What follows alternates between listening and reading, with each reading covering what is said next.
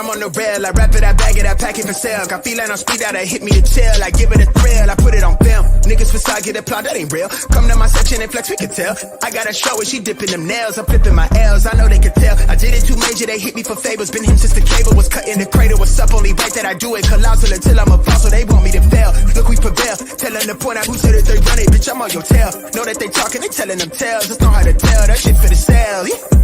Hey, they talk like they got it, but they need to stop it. I'm leading with logic, my heartbeat is frosted. I seen it, got optics, I need it from Shawty. She mean with the top and it's obvious. They need him a target, I'm dodging their darts, make them reach for the stars. I'm dumping, I'm forcing the pun off the runs. I'm moving with caution, I'm saucing, my nigga is nothing.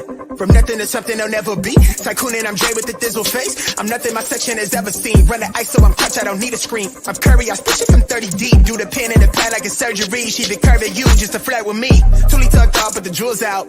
I just in a home with a full mouth. I'm a rare breed when the moon out. I'ma stop playing by the rules now. I been ran plays, need a new route. Queen said she needs space in a new house. Mom told me that she pray for the kid every day. No wonder I'm getting paid for the tunes now. They bang on their ass, bitch, I'm on the rail. I wrap it, I bag it, I pack it for sale. Got feeling on speed out, I hit me to chill. I give it a thrill, I put it on film. Niggas facade, get applaud, that ain't real. Come to my section and flex, we can tell.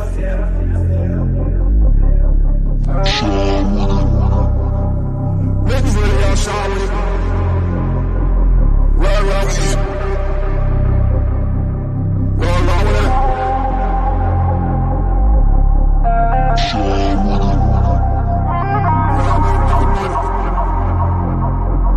Roll with it.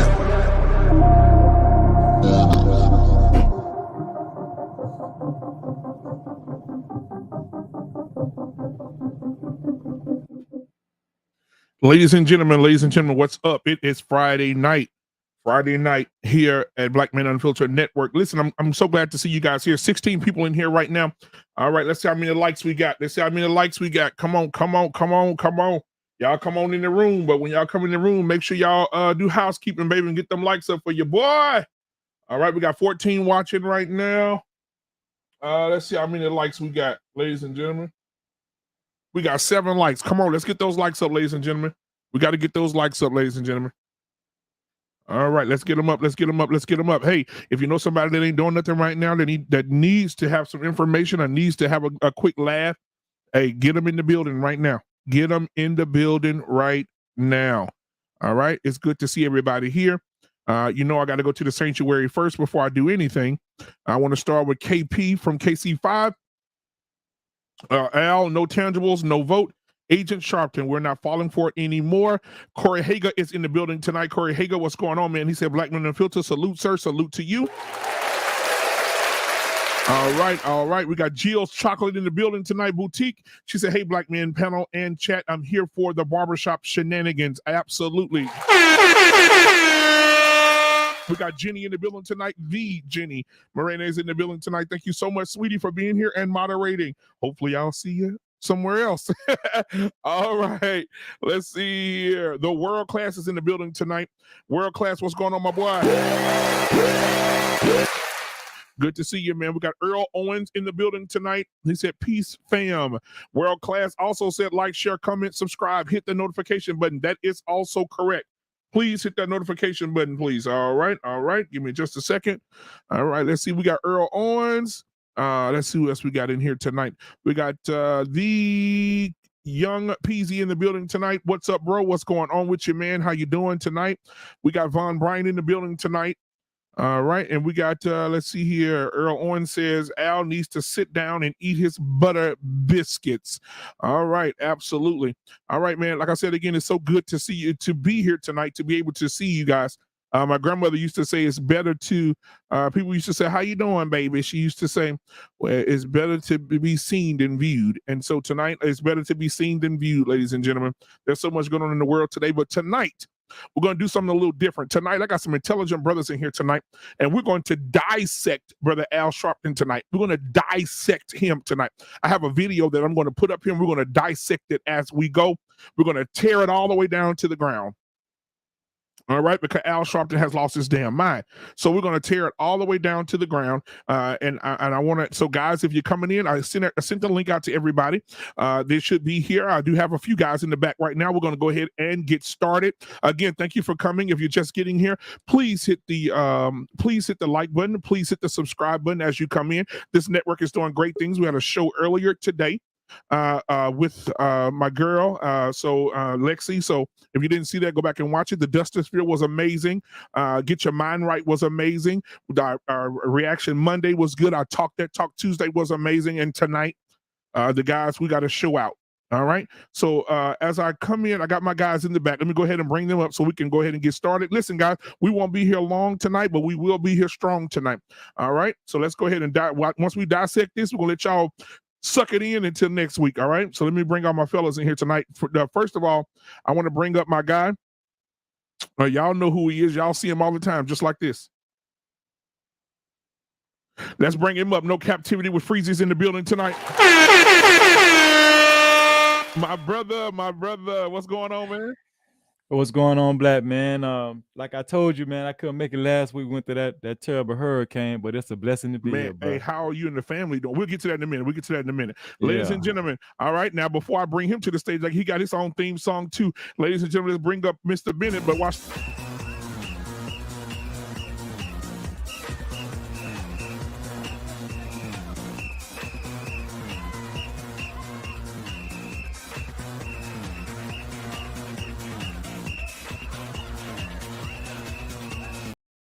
Mr. Bennett is in the building tonight. So good to see you, man. All right. Good to see you too. Now, ladies and gentlemen, man. I'm gonna tell y'all something. Good to see you, man. Good to see you, brother. I want to bring somebody else up to the stage. Y'all know him too. Y'all see him like this as well.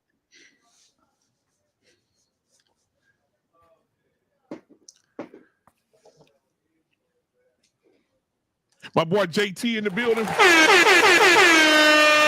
From What We Know podcast. And listen, guys, last but not least, before everybody else comes in, I got my other brother from another mother all the way from Alabama. Y'all know him, but if you don't, let me remind you. They can kiss my delicious ass is what they can do. What's it? Delicious. Delicious. Mandrell is in the building tonight, ladies and gentlemen. It's good to see my brother tonight, man. Good to see him. Good to see him. Got his brothers in the background, all them same skin color with a bald head. That's what I'm talking about, baby. Yeah. I'm not bald, by the way. Oh, I'm sorry, I forgot. You just what he got that bald ass face. Okay, I got hair. I mean, in fact, I gotta call and schedule an appointment. I do need to get a haircut. Okay, so, I'll come take care of it. Because it's kind of it is wild. People are taking it off. I'm like, not right now. You want a hot top fade? No, it's the situation up there right now. I need a hot top fade. Give him a Kid to play. He'll look just like Kid too. No, I wouldn't either. Hot top fade. Boy, if they don't like you, fuck them. Up against the wall. With the handcuffs on with crazy glue on their lips. I love it. I love it. That's what you do. All right, man. So listen, right, hold on just one second. Just be yourself. If people don't like you if you're being yourself, fuck them. All right. So, ladies and gentlemen, I want to go ahead and hop right into it tonight. Guys, did you hear what Al Sharpton said? Anybody on the panel? No one cares what Al Sharpton has to say. I know, I understand it, but we're going to dissect this tonight. So I need you to shut the I need you to be quiet for a little bit. So we can dissect this tonight, okay? So shut your little yellow ass up. You always this is colorism thing. You always think you got privileges because your skin is a little lighter. And I'm sick of you half white niggas. Okay. So listen. Racist. Does everyone see this? Did everyone see this? We're the ones who said to have the attitude and whatnot. You're just mad because you don't look this good. And that's okay. That's okay. I get it. Hey, listen. I helped a lot of people in my life, and I fixed a lot of things, but I can't fix ugly. So you kind of stuck with that. Unfortunately, we don't have a cure for that. So, I mean, make the best of it, man. When life gives you lemons. All right, D. Listen, dark skinned fuck. Okay, with your shit city that you live in, you. That's right. That's right. Call for your mama. You don't even have clean water. Shut the fuck up. You don't even have clean water in your city. Shut up. Talking shit to me. Shut the fuck up. You do it all, y'all. Now, you do it all night long if you want to. I don't care. Since we got all that out of the way, yeah. You don't even have clean water over there where he lives. You need a hug. That's all. If you well, shut your ass up. Okay, listen. Good old Reverend Hoop and Holler. Right. So, guys, I want to go ahead and break it down. Al Sharpton said that if you don't vote for Stacey Abrams and put a woman into power, it's because men are not voting. It's because they're insecure that women are being voted into power. All right. You see, like I said, that's why no one cares what Al Sharpton has to say. Now, I'm gonna break this down. We're gonna break this down in a fashion because I got some smart brothers on the panel. So we're definitely going to chew him up tonight on this bullshit. Let me go ahead and pull the screen up right now. Just on this? I mean, you got a whole library of shit to chew him up on. Oh, yeah. But on this in particular, though, because it's a show behind it. So, but I'm gonna start with this first. Here we go. What's that? Right. Okay, here we go. Let's play that clip one more time. We want to play that. Here we go. Power, Ketanji Brown Jackson in the Supreme Court. We have Vice President Kamala Harris. I don't know if I want to vote for Stacey Abrams. Who would not be proud of Stacey Abrams unless you are so insecure as a man that you feel that you've got to be manipulated?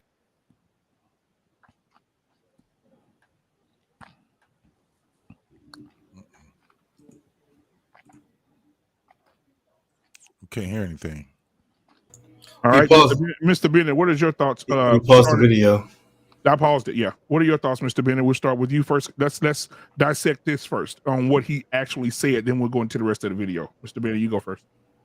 Well, again, I didn't hear enough context to make a necessarily opinion. He said if a man shouldn't be proud to vote for her, right. I think it would depend on the context. It depends on the issues and so again, I would have to get more context before I would speak on it because I didn't hear the whole clip and I didn't hear it before I came on today. So I'm gonna be judgment. Okay, so did y'all not? Was the clip playing when it was muted? It stopped at some point. He talked about we have Supreme Court justice. We talked about we have vice president, and then he said now brothers don't want to vote for her, right. But men should be proud to vote for her, something like that. But I didn't get the.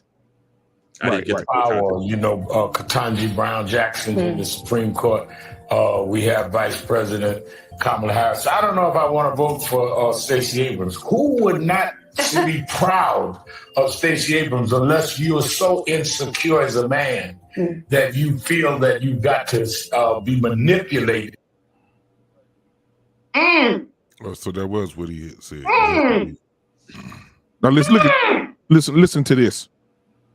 You mean men, y'all got a problem voting for a woman in power to take over? Is that where we at in 2022? You see my voice getting higher? You hear that? Because it's crazy. We got a problem with that? Oh my gosh. So I had to have one of my favorite culture crew members to join in on this. No, he's going to have a woman join. But let me get back to you guys. So, guys, what do you think so far? We'll go. Mr. Bennett said he doesn't have enough information yet. So, JT, what are you thinking so far, brother? So now we got the old ass Al Sharpton that's on this bandwagon of attacking men for whatever it is that for our preferences and voting for something for a woman now. Yeah. This is where we at now.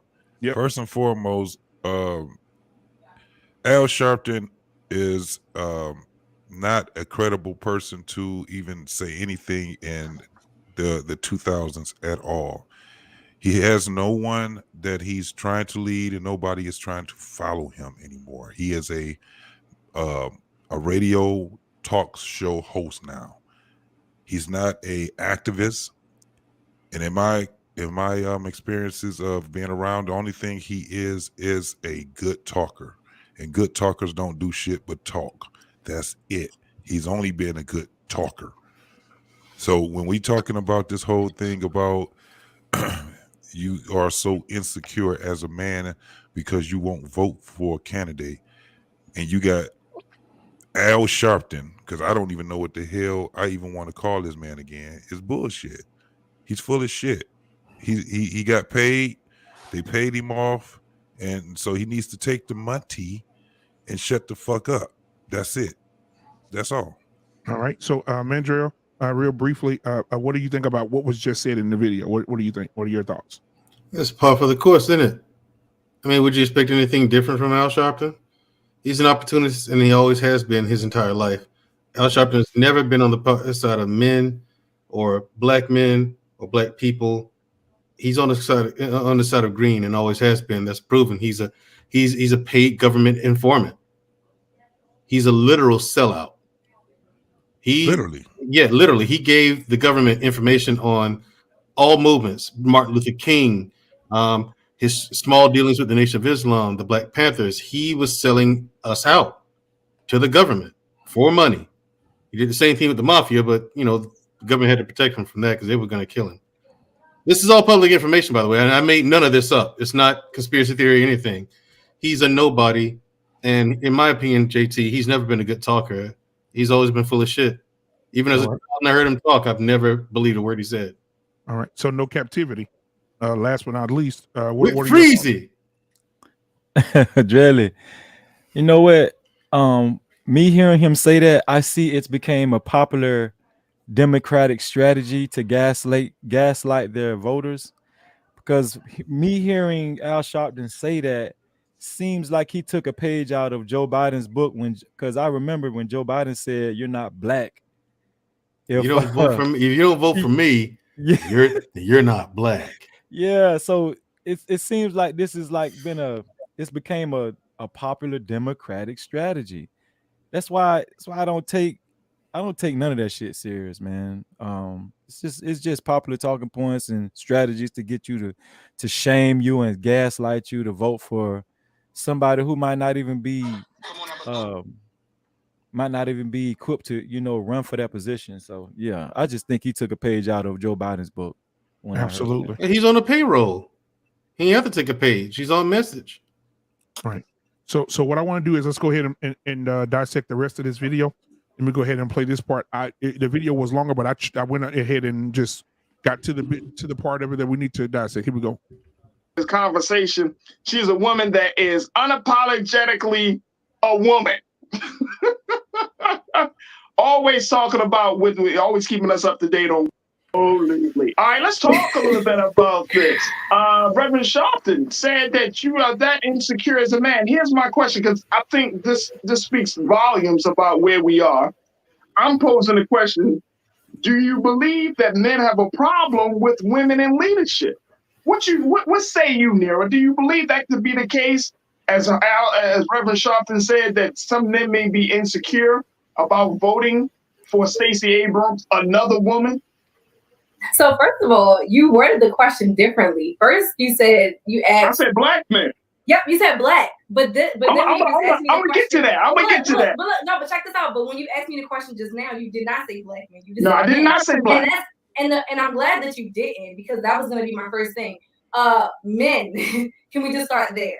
All right, let's go. And it's funny because you just came off of talking about TV, and two of the big shows that are out currently are House of the Dragon and The Handmaid's Tale, and those are two shows with very, very strong female characters as well as narratives for women, and they are both shows that show how hard it is for men to step back and allow women to be empowered or have basic rights. I mean, we're in a country now where women's rights in our bodies are being discussed without our consent. You know what I mean? But decisions are being made for us and for our bodies. So I think that this question yourself. I think anyone can answer this question themselves.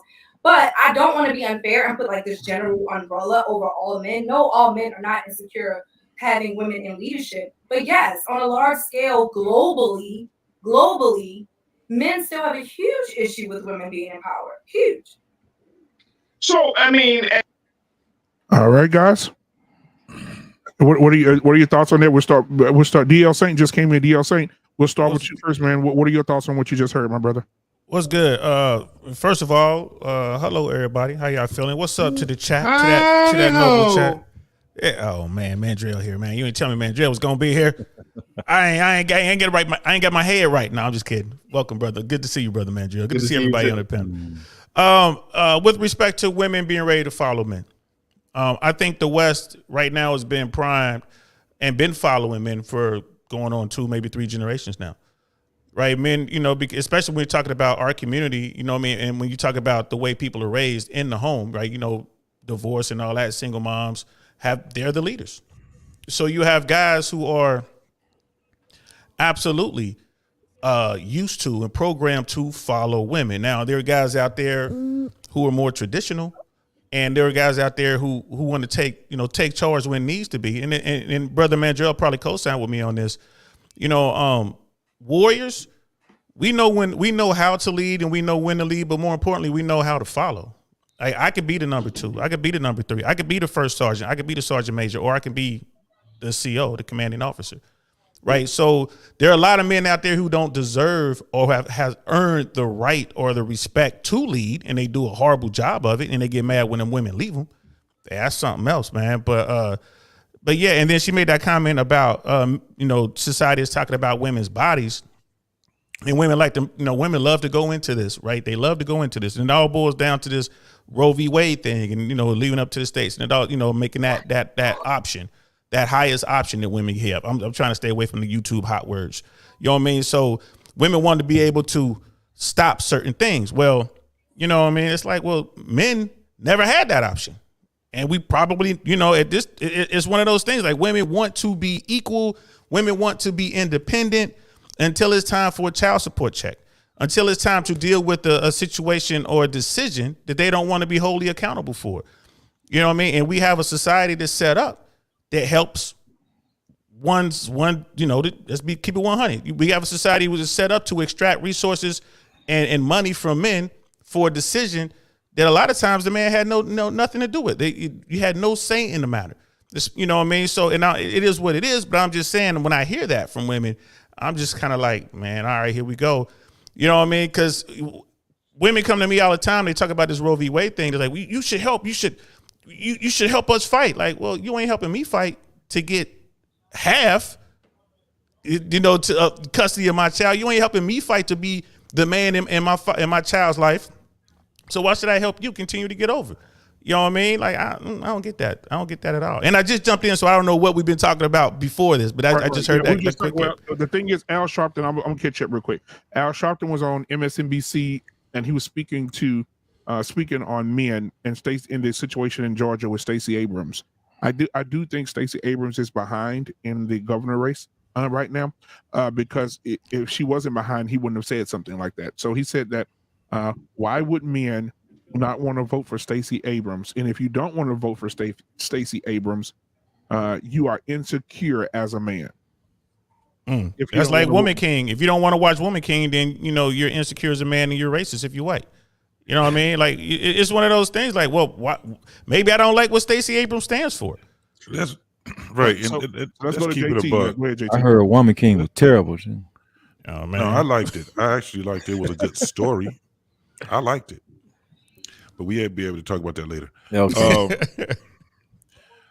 Let's just keep it a buck. We ain't talking about her as a woman. They try to pull this woman card bullshit, and they got people like Al Sharpton drinking this goddamn stupid ass antifreeze. He knows goddamn well this ain't about this woman being a fucking woman at all. None of this shit is about them just being fucking women. It's about their ability to be able to lead. If it's a country, if it's a state, and this is what she's supposed to be, a state leader, right? A governor. Right. What is she trying to be the governor of? Georgia. There's way more women than it is men. It is. So when it comes down to it, it has nothing to do with her sex. It has everything to do with her ability to be a leader. Her ability to be able to effectively allocate funds and all these different things. At the end of the day, they're just trying to pull the wool over everybody's fucking eyes. If you don't want to vote for it, don't vote for it. Voting is what it is. The etymology of voting is wishing. So if you wish for her to be in power, just do it. You can't say that men don't want her to be. Evidently, people don't want her to be the governor. That's just what it is. And like I said when we first started, now you got this old ass senior citizen sitting here trying to have these fucking views of, younger folks. We know what it is.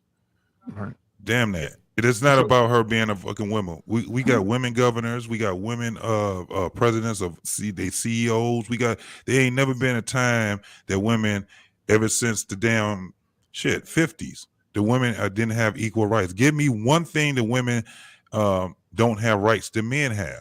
Nobody can even answer that now. Since the 60s, give me one thing that men have as a right that women don't have. Right. Now let me ask you this: what are your thoughts about when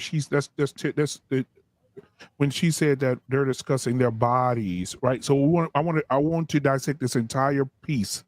So what she's saying right now, she came in the door saying, well, we got men right now talking about our bodies and telling us, what we can do. So, I know you already addressed it, JT, but Mr. Bennett, when it comes to this, what are your thoughts? And real quick, Stacey Abrams down 42.2% to 50.2%. Kemp is up 50.2% in the polls, and Abrams down 42.2%. And I didn't even know that, and I just said that because I just said if she has to be down for him to be trying to bully men into voting for her. Mr. Bennett, go ahead. And it makes her look down also. It just kind of exposes the fact that where the campaign is. Right. I certainly agree with much what JT and DL said in regards to, look, I mean, I think she's as qualified to be governor as Herschel Walker is to be senator, quite frankly. So, but if the idea that if she is down in the polls, then that means that to put it all on men to make the decision. Or to make the assumption that men are not intelligent enough to say, look, if she's a good leader or not, or could she do for the citizens of Georgia or not, then I'm going to vote for her. And then you have all swaths of demographics out there about other groups, especially other women, and that's not going to be said. Then I think he's basically just making a play just to kind of, just to sort of stoke some passions in people. But I think that I think that his comment, I think is just as off-putting as Joe Biden's was when he's like, if you don't vote for me, you're not black. I mean, I think that I just put that in the same category. But in regards to as far as the women's issue, I think all of his political strategy, because again, that is a hot button issue for women. We've seen it. We saw it in Missouri, where they tried to make it a state constitutional ban on abortion, and it was soundly defeated. So I think they're trying to take advantage of any opportunity or get to the heartstrings of where women's issues are, and obviously that's clearly the one that's most prominent right now. To bring it to bring that to people's attention and to attach it with Stacey Abrams as a reason for you to vote for her. So. But I think that's the climate we're in. I'm going to be certainly very interested in seeing how these state by state polls and elections go in terms of how much this Roe v. Wade decision is going to make in terms of how these states decide to choose. But certainly it has been an issue that has certainly flipped, because again, the predictions going in was that Republicans are just going to sweep the floor both in the Senate and the House. But it definitely seems like that's that issue alone has certainly galvanized women to such a degree that now it's even money, seem like, in both places now. So, but hey, Mr. Bennett, in your state, what proposal did they make that Roe v. Wade? What proposal is it?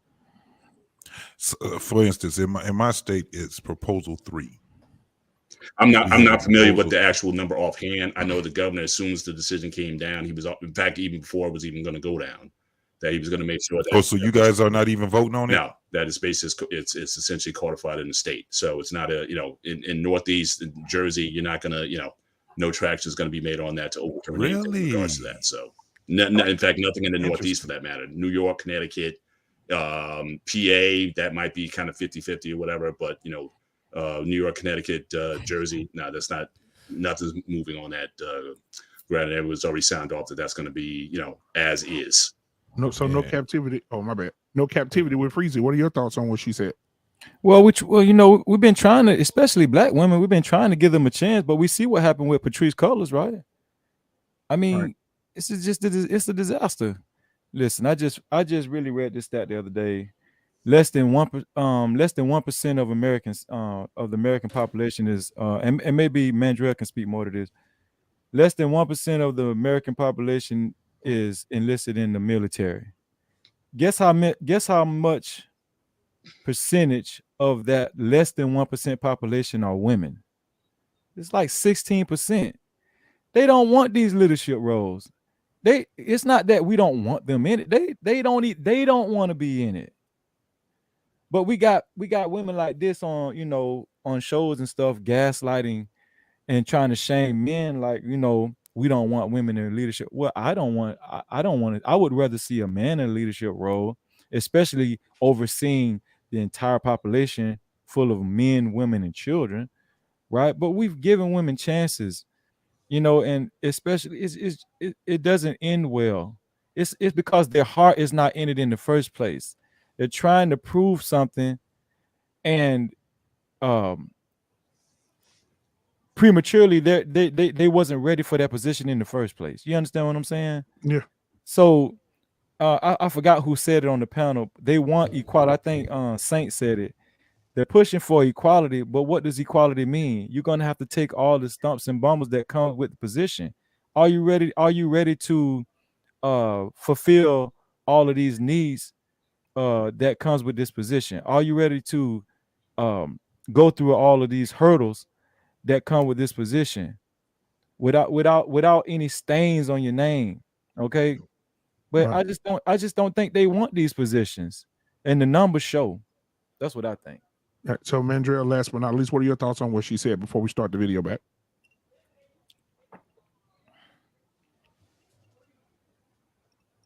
You're muted, brother.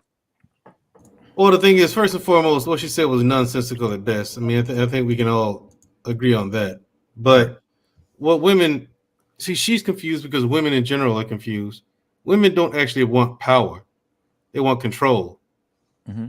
That's what they really want, and they think. But the thing is, a lot of people think that power and control is the same thing. It isn't. They're two very different things. And the thing is, they're looking at men to vote for Stacey Abrams. Well, if women are so fucking powerful, why do y'all need our vote? Why can't you do it on your own? There's more of you, especially in the Atlanta area, in Georgia. There's more women than there are men. So you can do this on your own, ladies. But they're just talk. I mean, this is a feminist talking point that she comes up here with. Well, you know what I mean? Well, you ain't seen nothing yet, brother. The thing is, I know this is the beginning, and so I know it's only gonna get worse. Yeah. And brother Black Man, I hate to do this to you, man. I'm dealing with some, not dealing with. I got family in town about to, I had a quick minute I wanted to jump on, so I got to jump right back off. I'm gonna be watching though. I'm gonna throw some comments in the chat. Yeah, handle your family, brother. But it's just I got family in town. You know how I go, man. You gotta go do what you gotta do. But here's the thing I wanted to point out. Y'all talked about the political race and all that. This was supposed to be a red wave. You know what I mean? And once Trump got in trouble with the documents and all that, like this, we all know he's going to get indicted now. Even the Republicans, the hardcore Trumpers, they all know the indictment is coming. You can see how that kind of hurt him a little bit. And then this Roe v. Wade thing definitely hurt him. You look at Ohio, look at the Vance and Ryan race. That thing is too close to call. We're talking about Ohio, right? We're talking about Ohio. So, and I get it. Like Stacey's problem is her platform is weak. She's a black woman in Georgia, and she's struggling right now. You know what I mean? She's up against a superior candidate. And it's not because she's black. It's not because she's woman. It's because she's getting beat.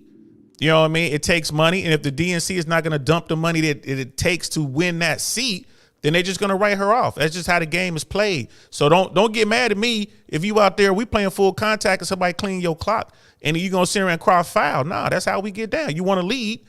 This is part of that. You want to take the shot to get in the leadership. This is what it takes, man. So thanks for having me on. And that Hollywood stuff she was talking about is just crazy. Y'all know Hollywood's all pro woman, LGBTQ and all that. They live in their own bubble. And next time I come back, we can talk. Oh my God, Holly weird, Holly woke. You know what I mean? And they losing money hand over fist. All that's changing too. So I got to go, y'all. Thanks for having me. Thank you so much, DL. No problem. Thanks for coming, DL. Thanks for coming. Yeah. My pleasure. Anytime, y'all know I'll do anything I can. And Brother Black Man, I sent you some links to a couple people in Texas. Thanks for supporting my show today. Those young brothers are in Texas, man. You should hit them up. I will. Thank you so much. All right, let's get back to the video. Thank you, DL Saint, for being here tonight, brother. All right, so let's get back to the video. Can I add something before you say that? Go ahead. One of the things I can also say that kind of ruined her too is because of her association with Black Lives Matter. So, and right now they putting their foot on that damn that organization right now, bro. It's terrible right now for them. So the name Black Lives Matter is mud right now, man. You're right. Not just that. Candace Owens put a she when I tell you she stumped a mud hole in their ass. You mean Kundis? That documentary you saying? No, but here's the thing. Kundis does anything she can to make anything black look bad. Right. Let me get to the video. Yeah, Kundis. If we get on and Kanye West. If we get on, there we go. We're not starting with them two tonight. We're gonna get on back to this video. Stay on task here. Let's stay on task. Here we go. So we're not gonna get back to the original Sambo. Always kind of been a part of the case. I think, especially in politics in America. There are a number of women who, and I'm talking about senators and you know, from the national political space to local, women have always had to feel like they had to contend with men, not just black men, just men in general, but they had to contend with men because they had to feel like they had to do more. They had to step up more. They had to really show and prove that they could do the job. Of course, we saw this with Vice President Kamala Harris. Many people just blasted her and say, "Oh, you got a woman vice president. Can she be fit for the job?" This was brought up during Hillary Clinton's run for presidency. Can she do the job? So you helped me to start the conversation talking about men. Do you think that this is a man thing, or do you think this is a black man thing, especially as it relates to our sister Stacey Abrams? Do I think that black men have more of an issue with women in power than white men? Yeah, let's go. Absolutely not. Okay. In my experience working with white men of power, they can, and just with even with some of my white male students, they can be very condescending and very like, I'm smarter than you. And I don't always think they need to come off that way, especially some of the younger guys who do it, younger white guys who have done it, and students that I've taught. But it's it can be very condescending, and you're just like, actually, I actually do know what I'm talking about. I actually do know more than you on this particular topic, and they like to fold on that. Whereas I've had a lot more black men that are like, oh, okay, go ahead, sis, go ahead, queen, you know, take the lead, do this and do that. So I will say that it always depends upon the space that you're in. Yeah. Hell, white men have a problem with white women having power. Like, let's just start there. I mean, literally, I just mentioned 2 shows that are like white men oppressing white women, or saying, oh, well, this white woman, oh, she may be supposed to take over the throne, but she's a woman. She can't rule. We don't want her because she's a woman. When she's more fit than any of the men to actually rule and take over. So I think that, and we've seen that in history so many times, women are very fit to rule. Women in history have ruled very successfully from ancient queens of Africa all over the globe. Women have proven that we are very. It is goddamn but ridiculous. we also have to deal with the fragile metal. Woman Y'all want me to stop? Well, Can you please stop this right here, bro? Can you stop That's this why shit? I said woman kingdom. Fuck these women up. Mr. Bennett. It wasn't Woman King, dog. It was not Woman King. It was these simp ass dudes out here talking this crazy ass shit. Are you out of your fucking mind? Men have a problem with women being in, and that's all men have a problem with women being in leadership positions, not power. That's the problem. They're in leadership positions, but they don't want the fucking power. All men. This is not a race thing, and this is where we got to start really, man. We got to smooth this shit the fuck out. This is not a fucking just a race thing. We've been calling this race shit for too goddamn long. We've been speaking like it's the 60s, and it's 2022. We still speaking like it's the fucking 60s. Don't no damn man want no woman in a goddamn leadership position that can't hold it. That's what it is. And it don't have anything to do with her fucking being just a woman. It's shown in damn history. It's showing in history that you have fucked up shit when you have women that are in leadership positions, not in power. Men are not going to give up the power to women. We won't do it. This is the reason why they have this whole thing, this whole feminist thing that now it ain't even feminist no more. If you notice, everything is going into what? LGBT. Everything is going into that part because they want weak people. And in order to have weak women, you have to have weak men. You have to have weak men. This is what we have right now. We got a bunch of fucking kids talking. That lady sounds like a fucking kid. Her talking points are shit. Ain't no damn man. Go sis. Not no heterosexual man. Ain't. You are not in power because you a damn CEO of a fucking company. You're not in power because you the fucking vice president of the United States. That's not in power. Then nobody got no, we don't care anything about that because if we did, we'll be more into politics. The problem is we don't have enough people that understand politics. All we understand is what we feel, what they give us.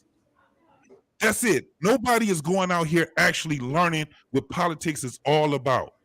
They don't know what proposals is. They don't know how to change laws. They don't know how to stick together as, guess what? The largest body of government. What is the largest body of government? The damn people. The people. We got the power and we don't even want it. People, women and men. Yeah. So what do y'all? The thing is, people ahead, people just like JT. People are lazy, stupid, and arrogant all at the same time in America. They're lazy. Yes. They're stupid. They know that they're lazy. They know that they're stupid.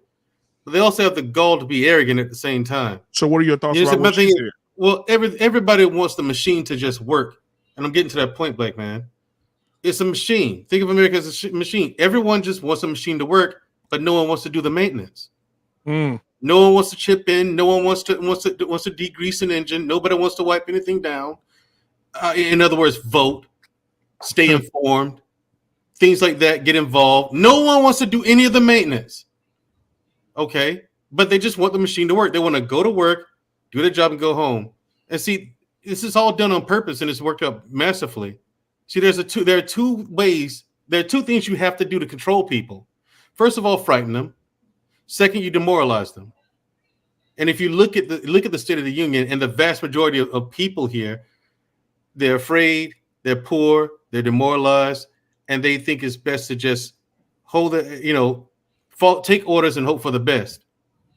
That's the mentality of the average American.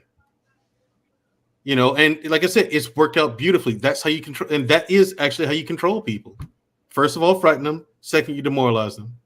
If it ain't 9/11, it's Al Qaeda. If it ain't Al Qaeda, it's something else. If it ain't women, it's LGBTQs. Not them, it's men. There's always something or someone to blame, and scare the shit out of the opposite of that. When she was comparing white men to black men, it was like she was trying to make it seem like the white men are more terrible, and black men are more accepting to black women's leadership. But I just think that it just boils down to the white men that she's talking about. They're just used to a patriarchy, right? They, it's a known fact that when they grow up, they are exposed to more two-parent households than we are. You know what I'm saying? And they're used to patriarchies. It's not. I don't think it's that they're trying to condescend her or other women leaders. Those men that we're talking about that are used to that, they're almost all of them are dead. This is a new way of thinking, bro. We have new people on this earth. That's why I said that we sitting here talking like this shit is in the 60s.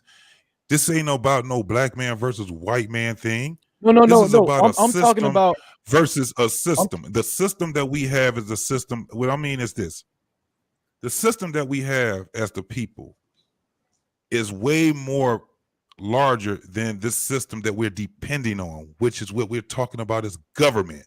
We're the biggest government. We just don't want the fucking power. Because we keep listening to these stupid ass talking points where they keep pitting us against one another. No, what I was speaking to was her experience that she was speaking about. She was speaking about her experience versus white men, how they treat her, versus black men, how they treat her as far as leadership roles, right? She said that she gets more condescending. She gets more from white people than black people, and she does. She's right. Right, and she's right. She's right, and it's because and if she's around them like that, and if she's in that round where they're there, okay. But it doesn't mean. But the way that she's speaking, what I'm saying is the way that she's speaking is as if, and I agree with what you said, because I'm not arguing with you at all. I'm actually agreeing with what you're saying, because what I'm saying is her narrative is, well, black man is more accepting and white men are not. That's bullshit. Men are not going to let women have power. I agree. I agree with what you're saying, JT. But I think that she gets more pushback from white men because they grew up experiencing more of a patriarchal environment as kids with two parents households and stuff versus black men. A lot of black men grow up in single. Yeah, exactly. They grew up in. But I'm wondering if that applies to white women though. Because I really want to go back to something that JT was talking about, and I think it's important in the conversation, in that we're talking about the difference between having an elected office and having influence or power, if I'm understanding this correctly. Because from what I've been seeing for the last 15 years is that white men don't seem to have a problem with white women in power positions. I remember going back to Obama's first term, 2008, going against McCain. McCain was losing. Mm-hmm. And what really refreshed his campaign is when he put Sarah Palin in. Now, again, Sarah Palin doesn't seem to be this political person, but just her charisma was enough to basically make that race competitive when it was looking like it was going Obama's way. So, and you have certainly Republican governors now. You got Norm in South Dakota. You got, I think a governor in one of us is Arkansas or Mississippi. Well, how long has Nancy Pelosi been the Speaker of the House? Well, we got forever. I'm just dealing with her point where she was talking about white men are not as accepting of women being in power. Right. But I think from her experience, she might have been talking about they might not be necessarily more accepting of black women being in power. Yeah, but it seems like with white women, we've seen again very conservative.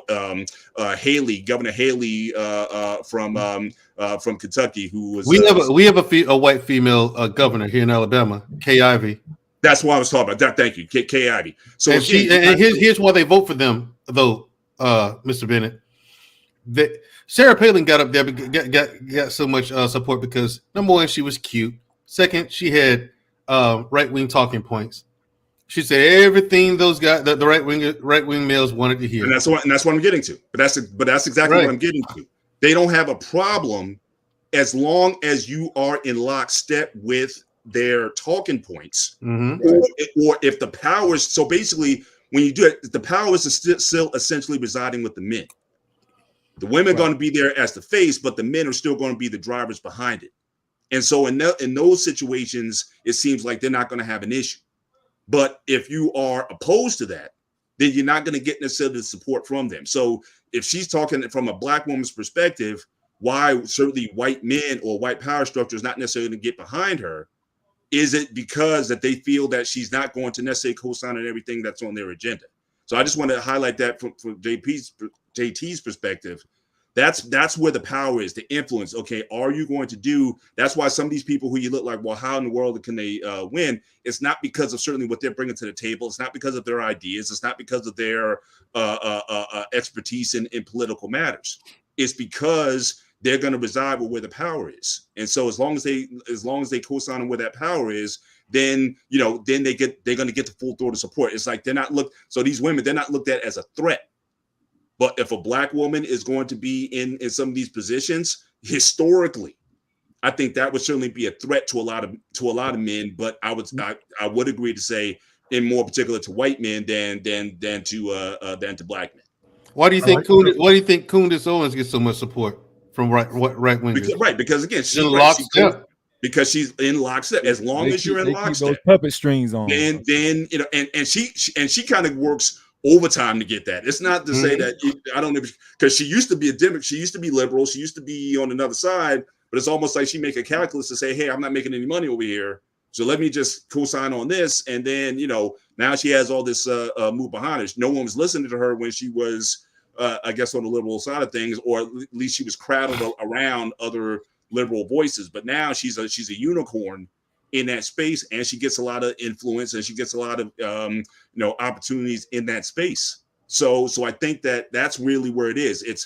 I just don't want to lose JT's point. It's the power. It's those. So y'all think Candace Owens is a poser for real? She's just absolutely. She don't believe that. She don't believe that. She don't believe that bullshit. I think she's opportunistic. Like I said, she used to be a liberal advocate, an operative. What she said, she wasn't making any money, and she's like, all right, well, look, I can get a lot more over here. And talk bad about. And notice, Freezy. Notice she don't talk bad about liberals. She don't talk bad about left wing people. She talks bad about black people. No, she talks a shitload of shit about. No. Yeah, she don't talk a shitload about them. She don't believe JT. No, we'll be all the way down there. The whole thing. I'm not even going to speak on that. We're going to get Candace. The rabbit hole segment. Candace. Get her name right. Here we go. We're still begging to be paid the same amount as men. We're still begging to have the same seat at the table. I mean, at the end of the day, this is not new. It's sad that it's something that we're still dealing with, but it's not new. So, I agree with you on that. And I feel like maybe we just need to. And one of the reasons I wanted to bring in to have this conversation is because I wanted to kind of do like a culture check on where we currently are right now. Because what Reverend Sharpton said is that I've heard this from men where we already got women, and it's almost like when people be like, well, we already got, maybe black people are doing well. Look at Will Smith, and you be like, but that's just one out of millions. You know what I'm saying? You might be able, if you can name. Here's maybe this is like an unscientific metric. If you can name all the women that are in power on two hands, then we got a problem. If you can literally name all the women in power in general, I think that's a problem, because there's so many men in power that we couldn't name all of them. I mean, I just feel like as women, I know for me as a woman, I'm tired of having to jump through so many hoops to prove that I'm worthy, to prove that I'm just as good for the job, if not better. And I think that women across the world can you stop? Can you stop? Sitting here at a time can you stop just for a minute? Our reproductive. This is another thing that we have a problem with. Hop in. About what they have to prove. Everybody got to prove that they're worthy. What the fuck are we talking about? Especially us. Yes. So when it comes down to it, why do we be worried about that? We know that we got to show and prove. We know that. We have to. You are based off of your burden of performance. Period. What did you say, Mr. Bennett? Said twice as hard, half the reward. Yep, absolutely.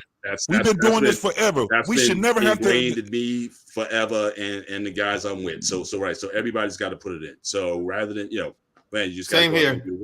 Same here. It's been ingrained in me too.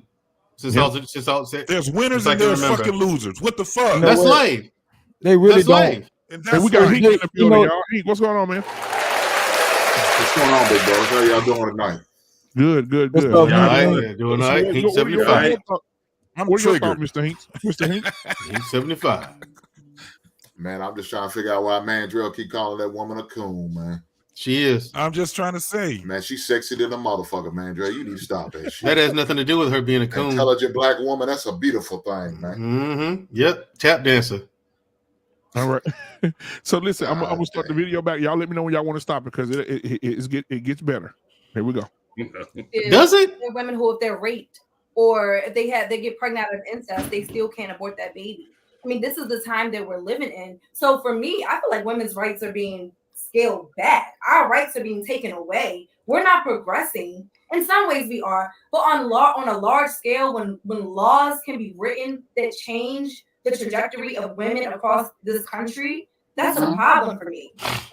We're losing our power. And that's why I feel like we have to stop being quiet, we have to stop being complacent, and we have to start being like, nah, we need more women in power because decisions are being made by men. Right. Fact. Stop it. Stop it. Stop the press. Hold my damn mule. Here we go again. Did you hear what she just said? Yep. We need women in power because men are in power. What the fuck? Where we at right now? And Mandrell just made a point too. A few minutes ago, Mandrell said, and we got the men, I think it was Mandrell or no cap. Somebody said, then we got the men that are standing up saying, go sis, this is one of the dudes right here. This dude right here. Are you listening to what he's saying? You know, this just proves my point. Women really don't want equality. They want privilege. They want to take over. Yeah. They want privilege. They don't want the I think Mr. Bennett said they don't want what comes with, getting the position, all the hurdles and the bumps and the bruises. They want us to champion them, and they want us to just automatically say, you know what? You guys are at a disadvantage. Here's the position. Here you go. Here you go, young lady. They don't want equality. They don't want equity. They want privilege. First and foremost, power for one is not given. It's taken or transferred. Right. Here's the thing. I mean, like I said, they don't even want power because with power comes responsibility. You're responsible for shit when you have power. Exactly. You have to be careful how you use it. That's why people who rule with an iron fist don't last. People who give their constituents too much freedom don't last. You have to know when to use the iron fist and when to use the freedom. How much freedom to allow people to have. You allow them too much freedom people get out of control. An iron fist, people rebel. There's a balancing act here. You have to think. They want control. They want things, but they want them on their own terms. That's what they really want. They want shit, but they want it on their own. Because they have, like JT said, they have all the rights that they need. They have every right that we have. But then they scream and crying about more. It's like, no, you want control over shit. You want things to move the way you want them to move, when you want them to move. And hands off of everything else. You want none of the pushback. You want none of the responsibility that come with that. You don't want to govern anything. You just want to tell people what to do, and then it works that way. And why does she keep adding goddamn the ability to kill their kids? Why do we still got this shit going on? Again, they don't want to be responsible for anything. That's power. And then trying to say I think it's my body. I think it's a major. And again, you understand that for most of these women who grew up in a Roe v. Wade era, I think it's been brought into them that the main source, the way they look at power, is through that autonomy of body, not through responsibility over others, not through leadership, not through service or whatever, but it's that autonomy. So I think a lot of when we have these conversations, I think a good question to ask is, what do you mean by power, or what do you mean by being an officer? What does that mean for you? Because it seems like for a lot of them, they're only looking at it through this very lens, but at the same time, that's like their fundamental belief of what power is: autonomy over one's body. Now, we may not have that connection because, like you said earlier, as men, as warriors, like I said, we don't mind leading, we don't mind following, we don't mind sacrificing. We'll sacrifice our bodies for someone we don't even know in the course of doing our jobs.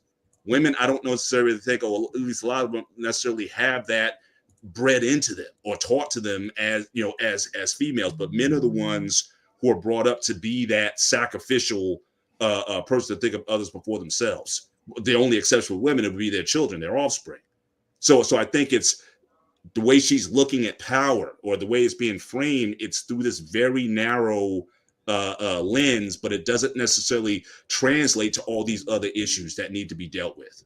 And I think that's part of the issue. I think the way men see power and women see power is just very different. And I think we're talking across each other because of it. You know, when you look back historically, right, throughout antiquity, I was always taught that power was never given.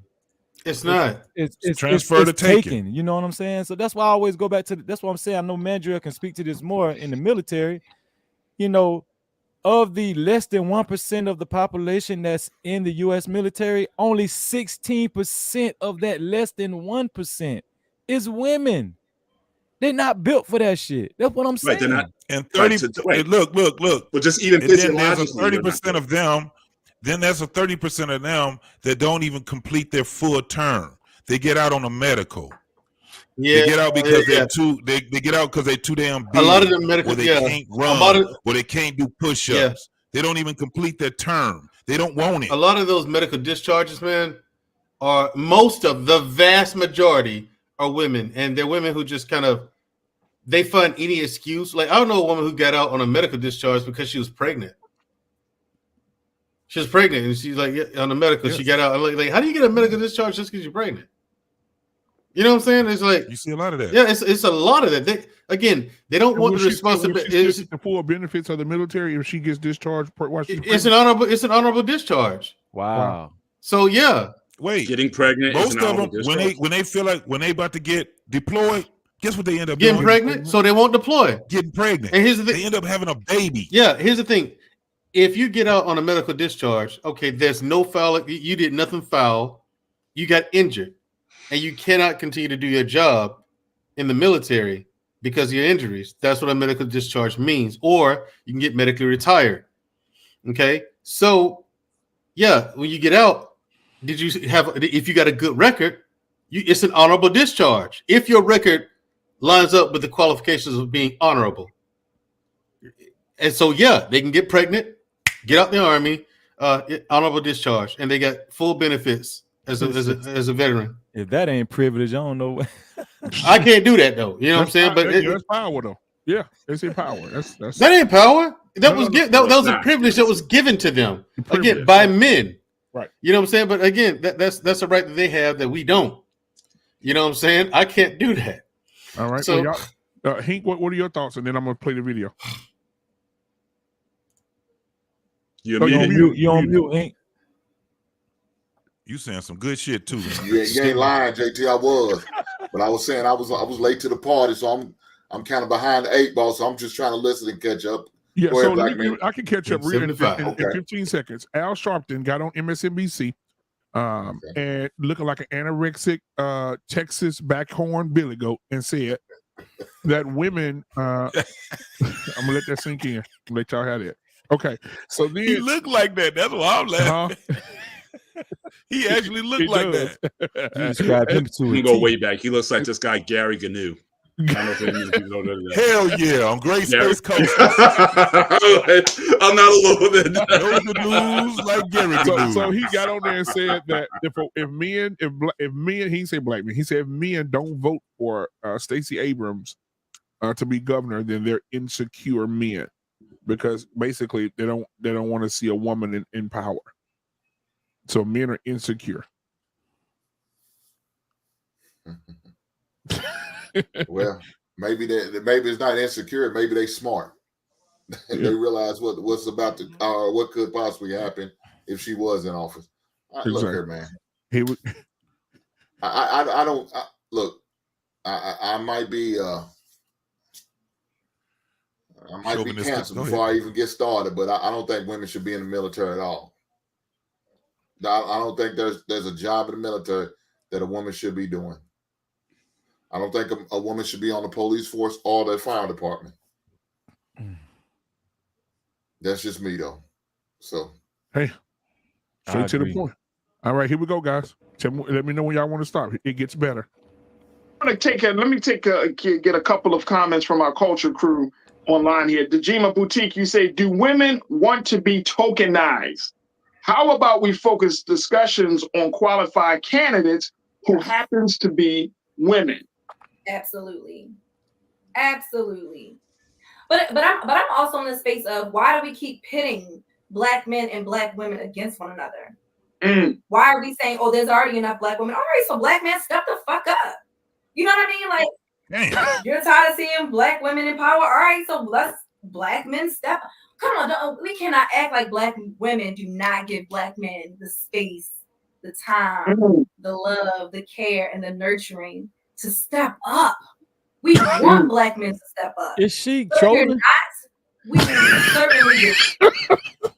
Got to be trolling, though. I'm gonna stop it right there because I saw Mr. Bennett, Mr. Bennett face. I ain't never seen that face before. Mr. Bennett, he damn near just went out. JT, he fell back in. She talking out of her neck, man. No cat, they freezing, was about to pass out. He just rubbing his thumbs together, and Mandrell like, what is going on? So Mr. Bennett, we'll start with you. Talking about Black men like we the retarded kid. They give us the time and the space.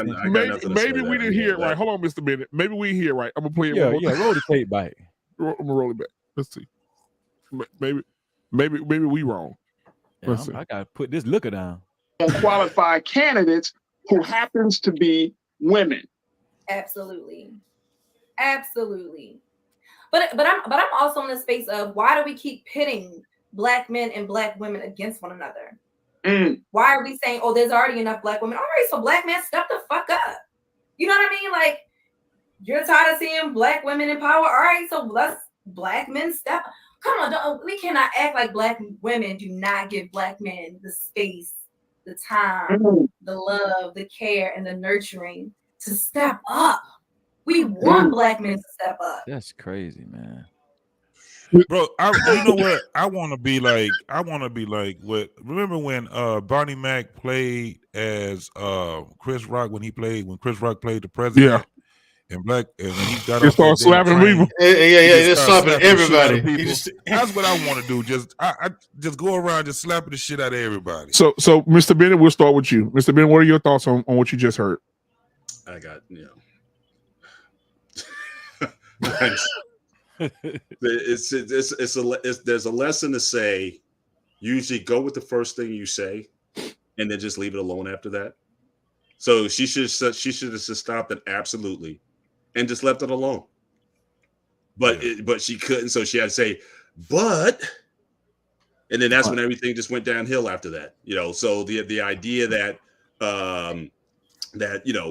I agree that there may be some pitting in terms of Black men and women being pitted against each other, but when he gets to, okay, well, women are giving men the space and the love and and all that, again, this whole platform, this whole manosphere has been created because that very thing has not been happening. Exactly. But I think a lot of times when looking at these issues or in these arguments, everybody looks through it through a very narrow lens. Like I said, the whole power dynamic. Oh my God. She's looking at it through a very narrow lens, but now she's looking at this. Now, look, maybe in her home or maybe in her environment, there's been that nurturing and love and everything that's going on. But again, if you look across the board, our community is in a lot of disarray, and a lot of it is because of this dysfunction where women have not been grooming men to be leaders and all that. If anything, they've been groomed to be the husbands of their mothers. So that's very different than taking on leadership. So again, I think the point, the area where she's arguing from, the lenses what she's looking through is a very narrow one, and she just is not hip to it in terms of what's going on out here in these spaces where men are being, on all sides, seem like they're being, discriminated against in the courts and in the homes and just in society in general. She's just not seeing that trend. She's seeing is, well, women just need to rise up. And everything is hunky-dory with us. No one's even talking about the fact that, getting back to Stacey Abrams, the whole idea is like, oh, are you even running? Is there anything on your platform that addresses issues that are key or essential to Black men? Are you even doing that? If you want us to vote for you, then are you giving us something to vote for? What is part of your platform that addresses some of our issues? And if we're not hearing that, then don't expect us to vote. But she's just, everything is good with us, but it's just like we still have something we need to do. So she started to lose me after that. But I thought Hank was about to fall in love with her when she said "shut the f up." I thought that would get Hank to. Just like Candace always like, oh she fine. I thought that would get Hank's attention, but I'm not sure if she did it. If she turned him around or not. Black Man Unfiltered. I just sent you a text message. Please read that as soon as humanly possible, meaning right now. Freezy. Yes, sir. And I'm not lying. No bullshit, by the way. When you read it, no bullshit. That's happening right now. Wow. Yeah. Okay. So go ahead. Listen, it's very narrow. Let me tell you what you don't hear a lot of these folks talking about. And this is why, when I was asking about the proposals, if anybody in their state understand what that proposal is for that, the whole thing of the abortion thing. Yeah, I did look it up real quick. Very unclear. I did look it up real quick. So even before the ruling was done, there was a constitutional amendment signed in Jersey by a governor, securing the right to that going forward. So that was even preemptively, they just put that into law. So, which is great in my opinion. But when we're talking about these laws and everything, let me tell you one of the things that you very seldom hear any of these folks on NBC, CNBC, on any one of these. What's the other one? CNN, Fox. They don't talk about the motherfuckers that actually hold our future in their hands. That's the judges. You never hear anybody talking about the judges. You know why? Because it's overwhelmingly a lot of women that are judges. Circuit judge, you have the state Supreme Courts. They have women that are in there. They make a lot of these decisions, not just something that is federal. Well, you may not see a whole bunch of federal, but you're going to see them in states. You're going to see them in circuits. You're going to see them all over, but they never talk about this. I know in Detroit, we got a lot of Black women that are judges. A whole bunch of them that are judges. In fact, we had one, I think she just retired a couple of years ago, that disrespected the shit out of Dick Gregory when he came on to a radio show that she was on. And I'm gonna be talking about that, but you never hear people speaking on that. You hear people speaking on local at all. All we keep hearing is this federal bullshit. Now, the only thing that I've seen was Abrams, and they're having this supposed to be controversial because the lady is behind in her votes. It is what it is.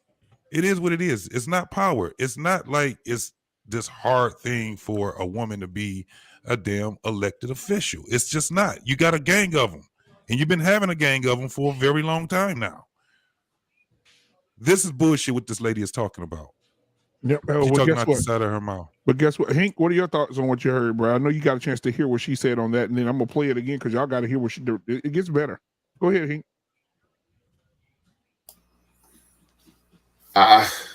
Shit. You ask for these things, but you're not willing to really open up and truly make it available for us to do what we need to do as men. So it's a bunch of bullshit, man. They say it and want to guilt us into, guilt us into the doing these things. But are you really wanting us to really step up and deal with the backlash, the responsibility that's going to come with when you do that? I don't think they are. I really don't think they are. So Yeah, this chick is full of shit, man. And this Absolutely. dude, I don't know who this dude is. He might be trying to get some ass for him, so he's doing what he can to get in her panties. Yeah. All right, I'm gonna hit the play button, guys. Here we go. But if you're not, we will certainly do it because we've been doing it and we're going to continue to do it. And Black women are excelling. Women are excelling. Women are wanting more. Women are using their voices. Women are using their talents, and women are getting shit done. If you are as a man or have a problem with that, I agree with Sharpton. That is your own insecurity. That is your own ego. You got to go deal with that. Take that out with your therapist, bro, not me. All right, Janine, I hear you on. I see you in the chat. You getting people riled up through your messages, Janine. Janine L, my sister, you said Black women in power can be condescending as well. It's complicated. And Janine, you went on to say that, let me just share this because I want to make sure I'm getting all this. You said you can ask 20 people that had a Black woman supervisor, and I bet you 95% of them will say she didn't handle her power well and was nasty. Now, this is from a Black woman. I can 100% agree. I just talked about the podcast that I was on, actually. Personally, I have had more bad experiences with Black women supervisors. Is that me sitting up here saying Black women shouldn't get empowered? No, that's not me saying that. Right. I can attest to that. Like, but again, there's so many social. She contradicted the fuck out of herself. Talking out the side of her mouth, or both sides of her mouth. When I look back on those particular situations, my personal situations, and I'm sure other women can speak to the same thing. Why she making an excuse for him? Things I don't even want to get into right now because I don't think they're relevant. Yeah, I bet you don't. Oh, let me stop it. Let me stop it. See, point. when it comes to holding them accountable, what did she say? We don't want to get into that right now. That's not even relevant right now. On point, baby. Damn. It's the code. This is a beautiful woman too, and she make me want to punch her in her mouth, boy. Why they brought that lady on that show like that, making her making herself look crazy? She contradicted. She said, "Oh, I agree. Some of the women are nasty. But she said most of the bosses that she's dealt with that women were nasty. That's what she said. It wasn't yet.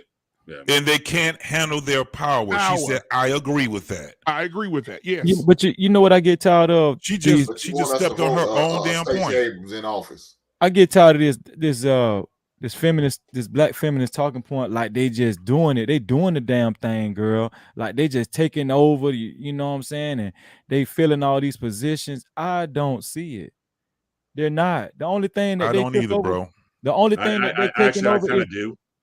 Well, listen, go ahead, Mr. Bennett. I kind of do because again, I think KS made that point. Again, you understand who ultimately has the power, and it's mostly been white men. And so, given who they'd rather deal with or who goes to bat for them, we talked about this in terms of how women, Black women treat us generally. I got a good one. So generally, but in terms of they have no problem with an authority figure. Like a white authority figure. So a lot of black. So if you're in a white power side, it's almost preferred. You would rather have a Black woman in the role than a Black man, because you look at the Black woman as less of a threat to your power. So I think women, I think, are getting elevated. You're certainly starting to see more of them in positions of in these positions. But I think that a lot of that might be intentional because again, in the interview process or whatever, if you come across as a strong Black man, I think more times than not that intimidates a lot of those guys who are in leadership. So even to speak on that point, I don't think she's quite wrong. I can kind of go with that, Mr. Bennett. But most of these positions being filled by women, especially Black women, it's not because of their merit. No, I didn't say no. You're right. But that's exactly my point. That's exactly my point. It's not necessarily merit based, but it's again a lot of it's about who do you think you can control. Yeah. Who do you think who's going to fall in? A lot of these corporations, they're not getting anything done. A lot of these corporations, something. But they're staying there. It's not like they're switching around. They're not saying, "Oh, well, these Black women aren't working out, so let's get some Black men." And they're not doing that either. A lot of these corporations, let me get one thing, JT. A lot of these corporations have developed these equity programs, right? To where it's almost like what's the shit back in the day, the equal opportunity. So the housing. Well, it's like they're forcing women into these positions, and they're making these programs where it's like an equal opportunity programs to where the women aren't winning about these affirmative action, brother. Yeah, but they have other programs sort of similar like that. Okay, yeah. Now, but they're not winning these programs. They're not winning these positions off of merit, just like Mr. Bennett said. It's just strictly off of privilege and entitlement. And it's also efficiency because you're getting 2 for 1. Right? Exactly. If you're a black woman, you're filling the minority requirement and you're fulfilling the female requirement. There's no requirements that says you have to have a man in this particular position, whether it be black or anything else. That's not part of it. All these programs that talk about equal opportunity. The man is never part of the equation. Now, if you happen to be black and a man, then that may get you in. But if I can get the black person in and she's female at the same time, then I'm 2 for 1. I'm good. There you go. So, but this is the thing. We already understand that, for one, by nature, women, it don't matter what they are, they will acquiesce, period. They will acquiesce. And the thing is that they go wherever the wind blows stronger. So when it comes down to black women, yes, I agree with Mr. Bennett when it comes down to that. But it still comes from what she's talking about, is that they're making strides for the so-called community.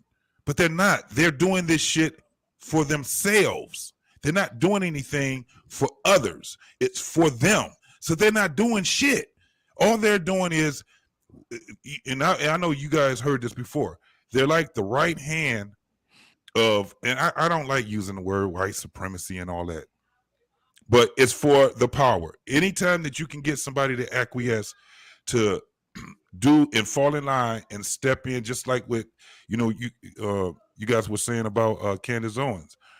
And when you can get them to do that type of shit, they're doing it for another cause. It's against themselves, though. It's not for them. It's for another cause. Right. But what she's saying is like they're successful and they're doing something for the greater of their community, whether it's black community or the community. You didn't hear her say that? No. I'm saying I agree. I would say she's not seeing that. I hear you're right. That's what she's saying. But again, like I said earlier, her view is that she can't see that. That there's nothing that she's doing is what she's doing. All the success. How is that elevating black men? How is that making the playing field better for everybody? How is it for the greater good? But if you're only going to be again for black women, I said, well, black women, we're doing it, but is the black community rising as because of it? You know what? That's the disconnect. I always get pushback when I say this. Our biggest enemy is not. That's bullshit. No, I'm good. Go ahead, bro. Our biggest enemy is not the white man. The first enemy that the black man has to be able to get past is that woman that's likely sleeping next to you in the bed. Wait a minute! I damn near fell out my chair. You might want to rephrase that, brother, because white man's still the biggest. Because like again, that's where the power is. Well, this is the thing. But the one who's closest, like I said, you might want to say our closest enemy because they are in the bed with us. But again, who's behind that? So you don't disagree with that, Mr. Bennett? What's that? I would say I wouldn't say that. If I'm correct, if I quote him correctly, he said our biggest enemy. Right. Well, this is why I say biggest. It's not our biggest. We know who that is. This is why. But Mr. Bennett, this is why I say biggest. If we can get the black woman on our team and on the black man's program, right, through leadership, the white man will be easier to conquer. If we can tame our households and the black woman can understand her position, her rightful place. It's less arguing, less confusion in the community, in the households. The white man would be we will have more stuff together. Easier, but not easy. We're still 12% of this population. So we're not taking, we're a long way from taking over. The Latinos will get there before we do. So, so we're a long way. But you're right. We would be in a much better position because, again, and we also have to understand part of our issue is the fact that we are a stagnant population. We've had no population growth in like 100 years. Think about that. I can tell you right now, that's our biggest enemy. ideology. Everybody else, naturally, everybody's population, with the exception of the white population, is going down because they're having less births. But all these other communities of color, all their populations are going up, except ours. And you also have to take into account when they talk about our numbers, they're not counting in the Black immigrant population, the African population, the Caribbean population that is also immigrating to this country as well. But the ADOS part of our community, that is stagnant. That is not going anywhere. We're not replacing in the proper numbers. So we're never, even if the Black woman gets on our program, unless we start having more babies, having more stable families, it's going to take us. I think that will organically happen though, if the Black woman gets in their rightful position. Things will start clicking automatically. This is the problem. But this is the problem, bro. And it goes to what I was saying before. We can't sit back and think that it's a white-black thing anymore, because you got a different generation out here that don't look at it that way. They just adopting old talking points that they don't even understand. You got 22-year-olds that are out here that are just having babies willy-nilly. And I'm talking about women and men. They're not even, look where we at right now. They don't even take the Roe v. Wade thing serious. None of them are taking it serious. You know why? Because if they were taking it serious, then you would see the polls being at a point where it's unbelievably, it should be breaking records right now. You know what? It should be breaking records. They're not. It's not even touching it. You're going to have less people this year voting than you did the year before. I mean the season before and the season before that. They're not taking this shit serious. Let me add something to that. Now I agree with you on when it comes to the younger people, but the people that are still in power, I want to read something to you here. Why I feel like it's still a black-white thing. Let me tell you why. Right now, in the Senate, you have 8 senators that's in their 80s. 80s. 80 years old and 80-year-old plus. The oldest one is 89 years old. You have 10 of them motherfuckers in their 70s. They still got the same old ass, I done said nigga through coffee in a black dude face at the cafeteria sitting at the, believe it. They're still, all those old senators wipe all their asses out and put younger people in there. The people that you're talking about right now, let's put those people in those positions and take these 89 and 70 and 75-year-old fucking senators out. But you're also missing another factor. You're missing another factor also. Where are a lot of those senators from? Again, the whole Southern, they're from Southern states. Not only Southern, but also North Central states. Right. Yes. Because the senators, the 2 senators from California count the same as the 2 senators from South Dakota and North Dakota. Where it's like this, the populations themselves. It shouldn't even count. Montana shouldn't technically count as a state. It's like 100,000 people live in Montana as a state, but they get 2 senators. Yeah. And what are the demographics in those states? So the whole system is rigged against us that way. Why can't we get DC as a state? There's a reason for that. Or why isn't Puerto Rico a state? And this is the thing. We don't have, but this is the thing, because we don't have enough people being into these type of jobs. They're trying to be everything other than. What I'm saying is, again, DC, for example. I've been hearing my whole life, state's hood for DC. DC is 80% black, right? Yeah. And you need a majority vote from the Senate and the House in order to pass DC statehood. We haven't had a state since 1959. Right. What is stopping that? Right. Because we don't have enough black folks that are in those type of jobs. People die, but ideologies don't. Mr. Ben is saying we're not voting. We're not represented. Again, it's about representation. We got a lot of these states, and I'm saying that are overrepresented in terms of the electoral map. Right. No, I'm agreeing with what you're saying, but if you look at what our population is about when it comes down to these jobs, it still comes down to you need enough people to be interested in these. You got people that are not interested in these type of jobs. So you're gonna have old ass. These folks ain't about to give they goddamn that shit up. Why would I give if I'm 80-something years old and I'm making shit happen on my damn seat and ain't nobody trying to get rid of me? First and foremost, it's a government job. It is very hard to get rid of a motherfucker in a government job, period. So when you're talking about this, you have to have a generation of people to be interested. You don't have enough people being the ones that we got. Look at what they're saying. Listen to what we got going on. I had a fucking mayor. He couldn't even stay mayor. You know why? Because he wasn't serious about being a fucking mayor. Kilpatrick? We had that, huh? Yeah. We had, and I ain't got nothing against the brother, but I'm just saying. Oh yeah, he was in jail. Huh? He's out now. He's a minister, of course. And he changed, you know, he kind of like changed his life or whatever it was. But what I'm saying is we don't have enough people. He didn't have enough people. And do you know what the population of Detroit is? It's over 85% black folks in Detroit. Well, it was. It's not now. You know why? Because you got people that are serious about what they're doing. With that gentrification, it's about serious people. That's what it's about. It's about people that actually knows how to make a change, and they're not just complaining about it.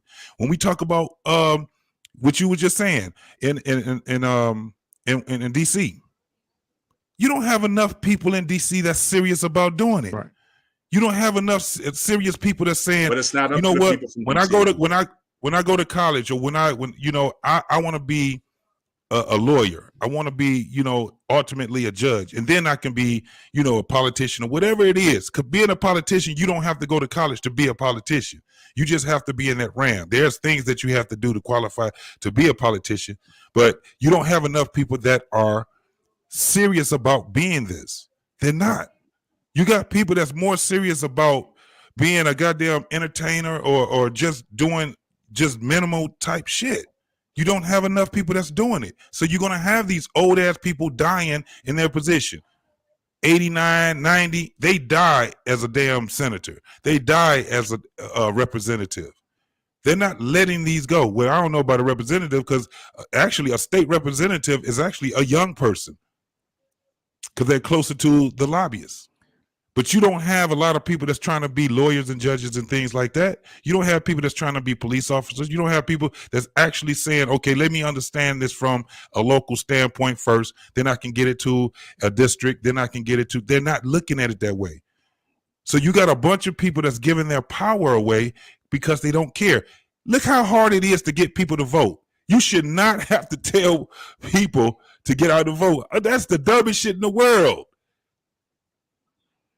I just think just to vote, just to sit back and say, hey, you do understand that you guys together, y'all way more powerful than any government can ever be. This is the only nation where the people are scared of the government. Everybody else, they already know the government is a motherfucker there.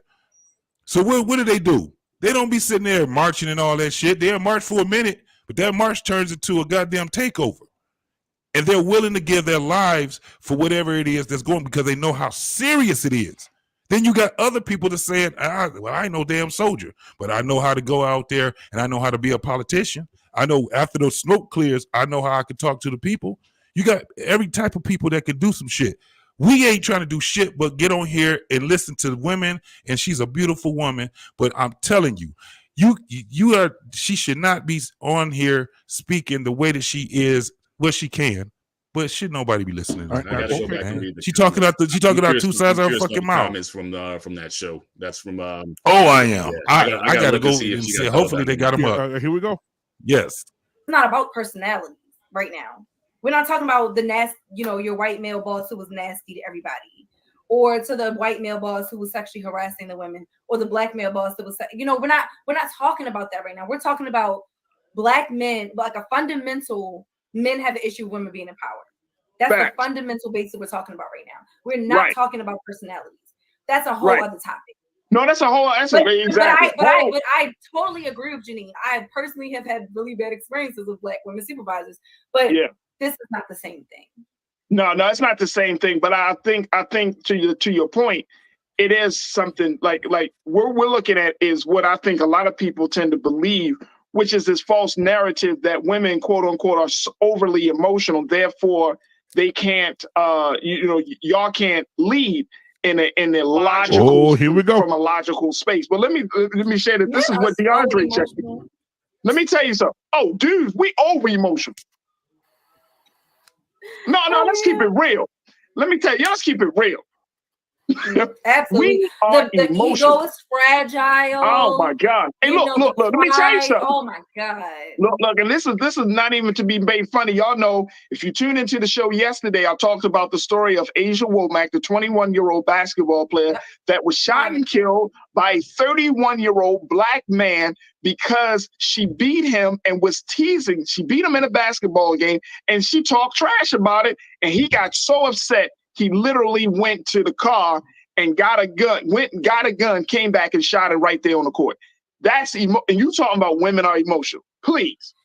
I mean, think about all the crime that are committed between men against, like, I mean, even I have relatives. I mean, I have a cousin who had a similar, he got into a physical altercation with another young black man, got upset because he didn't win the fight, went home, got a gun, came back, killed my cousin. These are stories that we hear so often. Those are decisions that are made based on emotion. There is zero logic. And if you talk to a lot of the brothers that are sitting behind bars, hold on, black man. Hold on, black man.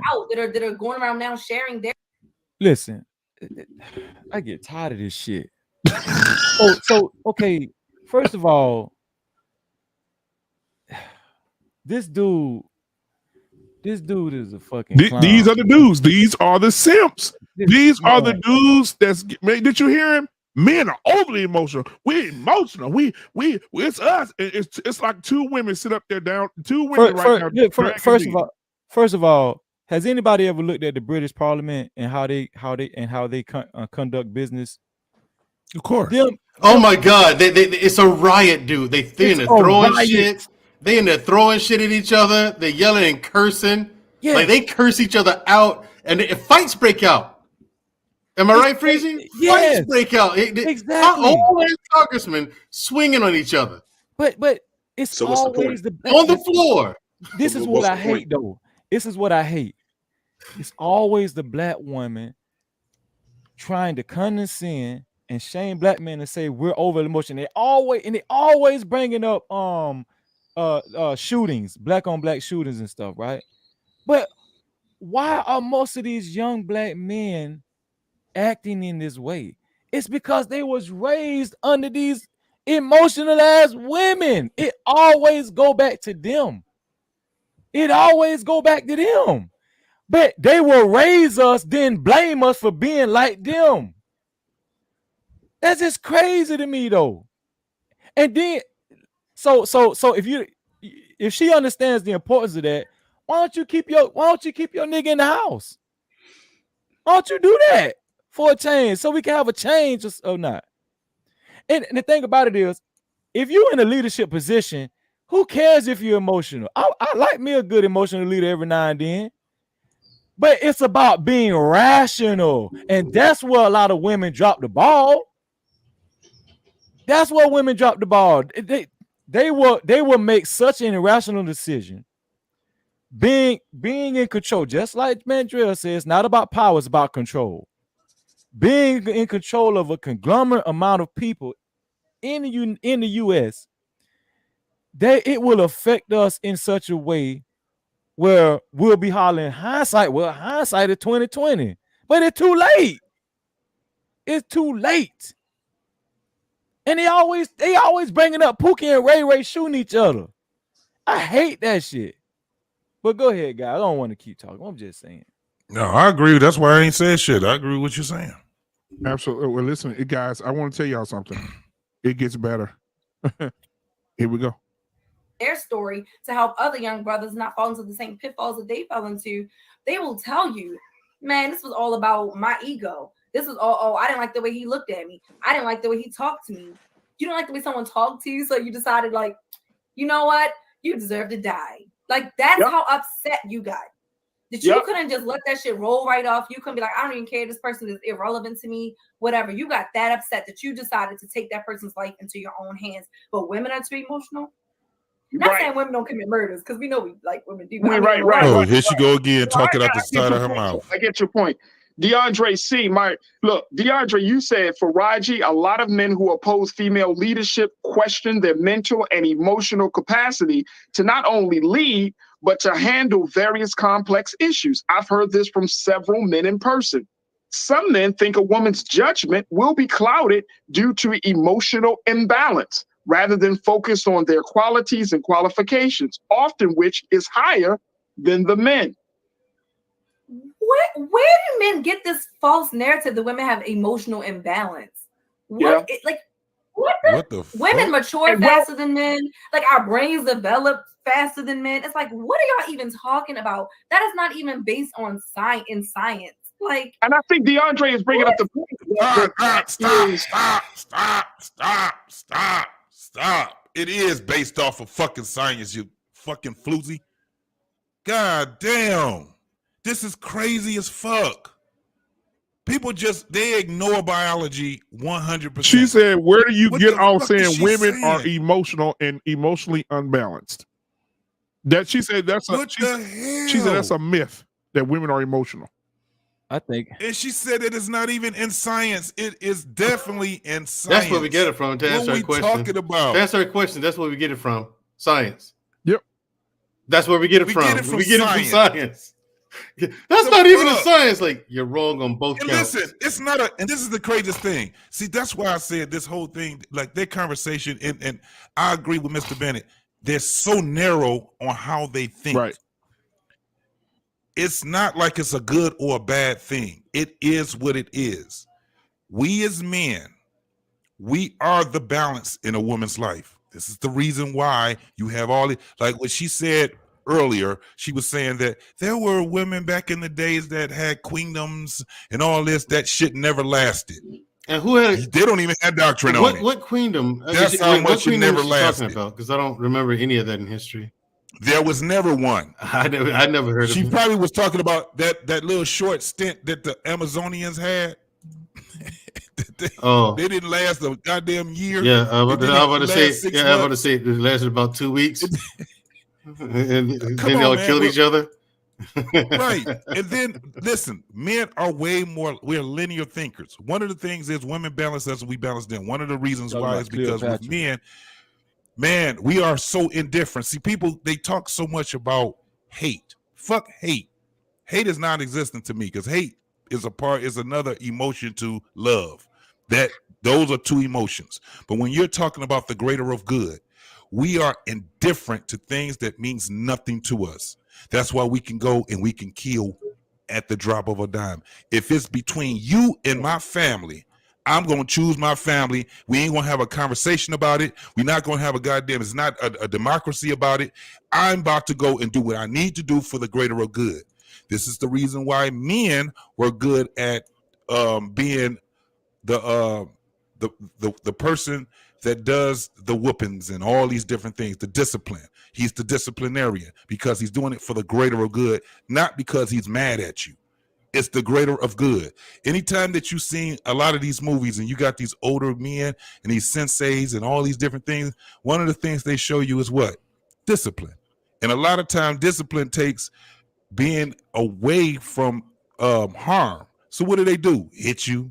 They do all these different things to teach you. Yes, they teach you. Wax on, wax the fuck off. And you go out there and you go out there and you clean my car, you wax it. It doesn't look good. I need you to clean it again. I need you to wax it. You don't understand why he's doing it. Wax off. But eventually you will get it. One of the things that we have to stop being is people that's looking for a conclusion every fucking time. Sometimes you got to live a lifetime to get a conclusion in a lot of these things. This shit that this woman is sitting here talking about, man, what the fuck? She is out here actually trying to be a spokesperson to take over and not be able to be a leader. She don't want power. Well, guess what, JT? She wants to be able to just take over. That's all it is. Guess what, JT and y'all? There's more. What's up? I mean, this is a narrative that has been kind of conditioned in us, right? Since we were children, that men always lead, women would serve.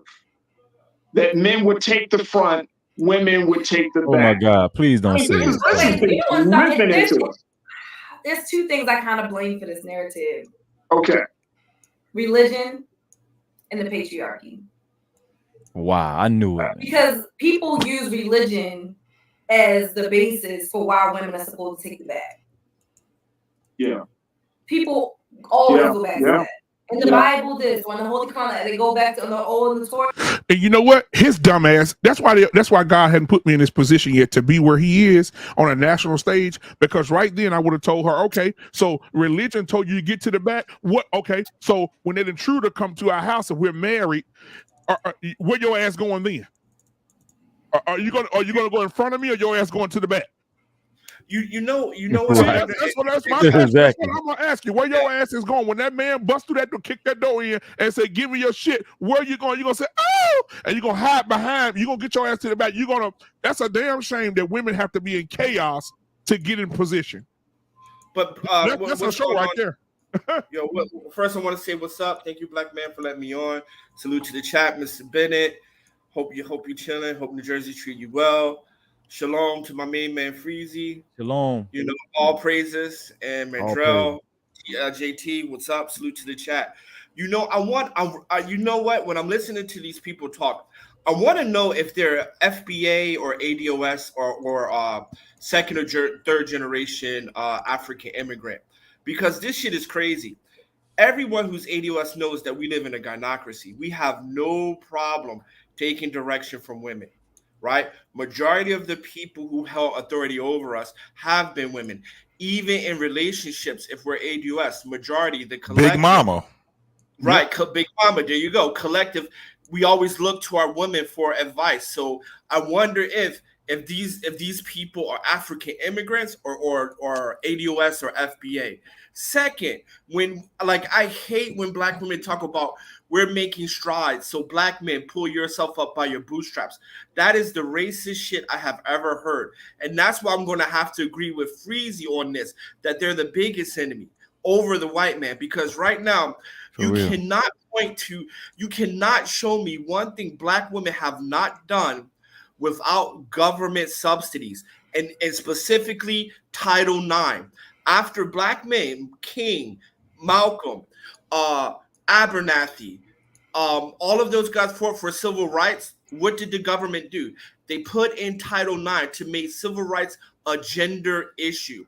And all the things that we have worked for and fought for in the 60s, 70s, and even up to the 80s, right? It gets diluted by Title IX, making it gender specific. That's why when whites got wealth, especially the Polish, when they got wealth, it was government assistance. Black women getting these opportunities, government assistance. You cannot show me one thing where Black women have done things straight up on their own. Matter of fact, you cannot show me any group of people in America, any collective that just straight up alpha that shit. Not one group. But yet somehow niggas Black men got to pull yourself up from the bootstraps. And when you don't do it, when you don't do something that no one has ever done before, and yes, Medgar Evers, now you ain't shit. You dusty. You're sandaling it up. That's some crazy shit. And that's my 2 cents right there. But at the end of the day, all this woman is to me is she just sounds like a white woman from the KKK. Now, hold on. Now, guess what, y'all? Wait. Guess what? No, there's more. No, that's not. The woman is supposed to be this. The woman's supposed to take care of the home. The woman's supposed to be this. And these gender roles have been assigned and indoctrinated to us through religion. Well, see, and Shimmy Z, you said, Faraji, you are patronizing her too much. Tell her the facts. What's the facts? Thank you. Somebody checked his ass. For real. Somebody checked his ass. Tell her the facts of what? Because I haven't heard a lie. Where's the lie? Where's the lie, folks? We destroyed. Hey, this dude need to be taken to the back and stomped out, please. You can't just throw a statement like, tell her the facts. And let me just say to this person, my background in college is in family. Oh, God damn. Bro, I am technically considered a human scientist. I've had to study human sexuality, family relations. Like I've had to study the history of the family. Like, bruh, you don't even want to take and really, and I think that this is not just going back to the piece about what DeAndre said, how people have said that women haven't. Black man, Mr. Bennett, you go, let's get Mr. Bennett go first. Okay. Mr. Bennett discussed it. Yeah. God damn. I ain't never seen Mr. Bennett. See, Mr. Bennett, in college, I studied. Say something real quick, because this is the same nigga that will sit up and tell your sons that boys get periods too. Go ahead. He right. Go ahead, Mr. Bennett. Yes, absolutely. He's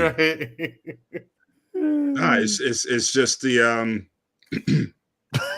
again, he let her get away with with that narrative without checking on it and stuff. But again, the guy should have came back with something. Again, you can't just call him out without backing up with something. If any one of us was on the panel, we would have added something to it more than saying, "Oh, you're letting her off," or "You're not checking her." What's the check? I mean, do the follow up on that. So I put part of that on the guy who is raising the concern. You got to state the concern also. You can't, so you shouldn't have just left it half baked like that. Yeah. Offer what's the, and again, that's what it's been. That's what it's supposed to do. Offer the critique. What is the critique, or what is the pushback, or cite the facts or your statement, or whatever, to make your argument. And he didn't do that. And this gentleman doesn't seem to be capable of doing that. And he's just, like I said, for the most part, he's just co-signing what the guy is saying. But I wanted to get back to something that we ain't signing was saying, as far as with the black women. I agree in terms of the government, but we're also seeing it in corporate. And so the only my only different angle on that is, I still don't look at the woman as the main, as the biggest enemy. I still think it's the white man, but it's like I'm looking at it from a chess view. Whereas I think for others, you're looking at it as a checkers view. You're just looking at the one that's in front of you. But the strategy behind it, that's where my focus is. Well, that's where I changed. That's where I changed my view on it also. I would like to respond. And this is the reason why I agree with Freezy and not so much you, but I do get your point. Because the thing about it is, it's natural to be tribalism. White people practicing white supremacy is normal. The reason why we lose a lot of times is because we don't practice that. We don't do it. Everybody, Asians, Chinese practice it against the Japanese. Everybody practice tribalism, except for ADOS.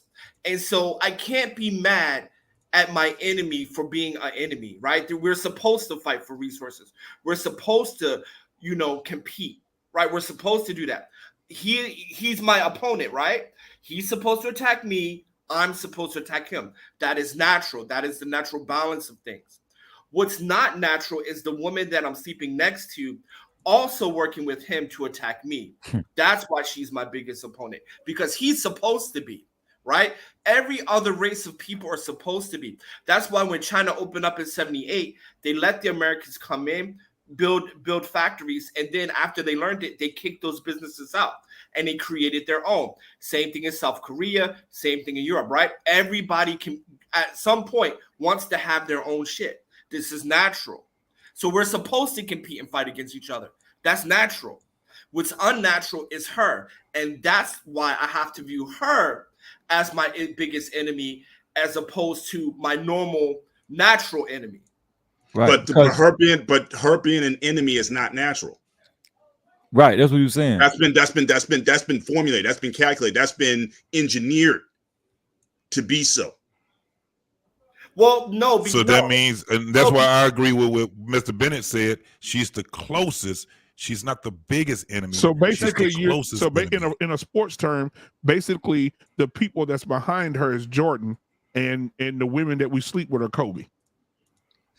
Well, first of all, fuck you for disrespecting Kobe. Because I guess because even though Mike was the greatest, Kobe was a near second to being as great as Mike. But this my thing. They always accusing the black man of victim Olympics, right? We can't keep giving the black women passes, man. Right. You feel what I'm saying? No, so we have to not be a victim, but we have to be able to articulate our grievances. Absolutely. And we have and we have to be able to act on. Thank you. And make it and act against that. Thank you. And that, so that also means that right, she's not the biggest one. She's just the political closest. action. No, but gentlemen, my point is this, and I apologize. Just let me clear because I get what you're saying, and I get what you're saying. But what I'm saying is this: I cannot be mad at my enemy who's supposed to be my enemy. Just like booty to the pole. You can't. No, I agree with that. But you know, like booty to the post, everybody was mad at these strippers. You can't be mad at a stripper for doing stripper shit. So I can't be mad at my enemy or a white person for doing white shit. There's some. She my daughter. I can be mad at her ass. Well, but your daughter's not supposed to be a stripper, bro. That's the point. No, I get that. I'm just making right. So my point is, I cannot be kiss mad. my delicious ass. I cannot be mad at my enemy. Right. For being my enemy. Right, he's supposed to be because I'm supposed to be. Like, I'm supposed to compete against him. We ain't signing this thing. We ain't signing this saying who should we hold more accountable, the white man or our black woman? Our black woman. That's what we're saying. Because she's not supposed to be. Right. That's the point. And another thing with these. But this brings another point though. You got options. Well yeah, Another thing with these two people on the screen, right? We got to be careful. Let me tell you something. I don't mean that I'm trying not to move the goalposts, but the LGBTQ community, they are camouflaging like a motherfucker. That ain't moving the goalpost. That's the underlying problem. I'm gonna tell you something. These two black people up here on this screen, they got Black Lives Matter written all over their foreheads. They got LGBTQ community written all over their foreheads. That's facts. I'm telling you, I can see it coming a mile away. Yeah, that's facts. Right. And let me add this before you continue. I just want to add this one point because LGBT is also another layer of it to get this intersectionality to pull people away from us, right? To pull certain different black groups into their own thing and say, okay, well, I identify as LGBT more than ADOS or more than FBA, things like that. And so this is why, Mr. Bennett, I can't blame the white guy more than the black woman. And one thing I want to say, because it's not even about dating, because it's larger than that. It's about Black Women Collective. Because as a black man, if I go to a job interview, if a black woman is there, I'm more in trouble than being interviewed by a white man. Right? I mean, that's fact. And then on top of that, because I'm 44 years old, right? So back in the day when we were young, when we got our first job, your mom say, put on your glasses, tuck your shirt in, try your best try not to look intimidating as possible, right? To meek our manhood down, right? And that was the black tax. But today's black tax for heterosexual black men, try to look or seem as gay as possible. Yep. That's what the kids are going through today. When we were growing up, we just had to look nerdy as possible or downplay. And Mr. Bennett, you're 6'3", so you know that, right? Try to downplay your masculinity because when you were going for a job, when you were 16, 17, your first job, you had to keep that in mind. I'm 6'4", so I had to keep that in mind. But now, the new black tax is, as a heterosexual black man, you got to look gay. You got to be, effeminate. You got to come across extremely effeminate to get that job now. Right? Be agreeable. But the only thing I asked, and I brought up the point earlier, again, who's primarily still responsible, especially in corporate, who's responsible for making the hiring decisions? But a white guy would give you a job quicker than a black woman would. As a black man, as a black man, yes. Yes. If you're interviewing for a job, that white man look at your 6'3" frame and still will hear you out. That black woman, you a nigga I used to date. Get the fuck out of my office.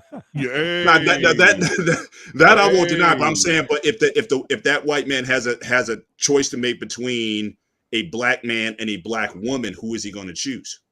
Both the black woman and the white man are going to choose the black woman. Who's not going to choose the black woman? Right. Okay, but don't you think that? But that's still part of the issue. That's why I was bringing up earlier. Who's making the decisions? Who's making the hirings? If it's still predominantly in corporate America, if it's still predominantly white, that means white people still making the decisions. And if they're choosing black women over black men, what he's saying is that's to be expected, though. What I'm saying is this: because if it's a black woman's getting a job if everybody's qualified. But if there's an Asian person and a black person and a white man is interviewing him, the black man got a better chance getting that job as opposed to a black woman interviewing the Asian and the black man. That's what I'm saying. If I'm wrong, tell me I'm wrong. I agree with that. Nah, I agree. Yeah, no argument. Now, guys, guess what? There's more. It's more. It gets worse. There's more. Before we get off tonight, I got to get. Before we get off tonight, Mandrell, we got quick boxing. We got to touch. Yeah, I got my money on Wilder, and well, we got four. Hang on, we got four fights. So I just want to get. Let's do it. Let's continue. But before we get off, I don't want to lose that. But we got. I got to pick for women's division too. Okay, here we go. Yeah, we go tomorrow night. Yeah, tomorrow night. Wilder. Yeah. Big night, actually. All right, here we go. Now, people today are not making good decisions. This is beyond. This is not just women. This is men. People today was Trump an emotionally sound president? Hell no. Hell no. He was very. Man, please. He was very emotionally. Hey, y'all get the likes up. Get the likes up. We almost at 50. Get the likes up. Kanye emotionally imbalanced. We can go down the list, but we don't have to go down the list. Let me just share with you what more folks say. My guy Willie Frazier, you checked it and said, I mean, not all the time. I know women that will make a decision based on emotions that mess them up in the long run. It does happen to men. It does happen to men, though. I think it's a human thing. I know it's a human thing, Willie. It's a human thing. It's funny, because I was on the phone with my cousin yesterday, and we're both two women, but we were just talking about, she was talking about like my reaction to like when she has told me certain things over the years or expressed her emotions. I'm gonna just put us out there. She's a Pisces. I'm a Virgo. She's extremely emotional. She's goddamn. I'm a Virgo. I am not an emotional person. Like, by nature, like I'm an extremely logical, scientific. Does the puzzle piece fit? That doesn't say I lack emotional empathy, but I'm a very one time. Just stop it one time, please. Stop it one time. She was dogging the religion earlier, but she's cool with astrology. Okay. Yeah, wait, come on. She did three things that was fucked up. She talked about being a goddamn having a degree in human science. Right. Okay. Then she's talked about she blamed shit on religion. Right. Now she's talking about astrology. What the fuck are we talking that has about control right over it, but religion and this other stuff doesn't. So she qualified herself by having a degree in human science, right? When somebody sat back and questioned why is she even qualified to talk about what she's talking about, right? Then she comes and say she's a goddamn sign. I understand enough about astrology to know I don't know enough about it. I am not going to sit back and say because my birthday is in October that I'm a goddamn Libra. That's the dumbest shit in the world. Yes, in fun, we do talk about that, but I am not about to use that shit as a matter of fact. What's your sign, baby? What's your sign? Right. What's your sign? We do that on the surface, but at the end of the day, astrology is way more. When people didn't have goddamn computers and they used astrology to find out where the fuck they were. It was basically that. Well, astronomy. Where you were. Astronomy, not astrology. Yes. Astrology, You're that's right. that. That's something. Astrology is that whole this shit. We're at peace shit. It's bullshit when you start talking about signs and then you're going to sit back and shit on religion. Yeah. First and foremost, religion is just a belief. So for her to sit back and say religion was responsible for fucking people up, it's some bullshit.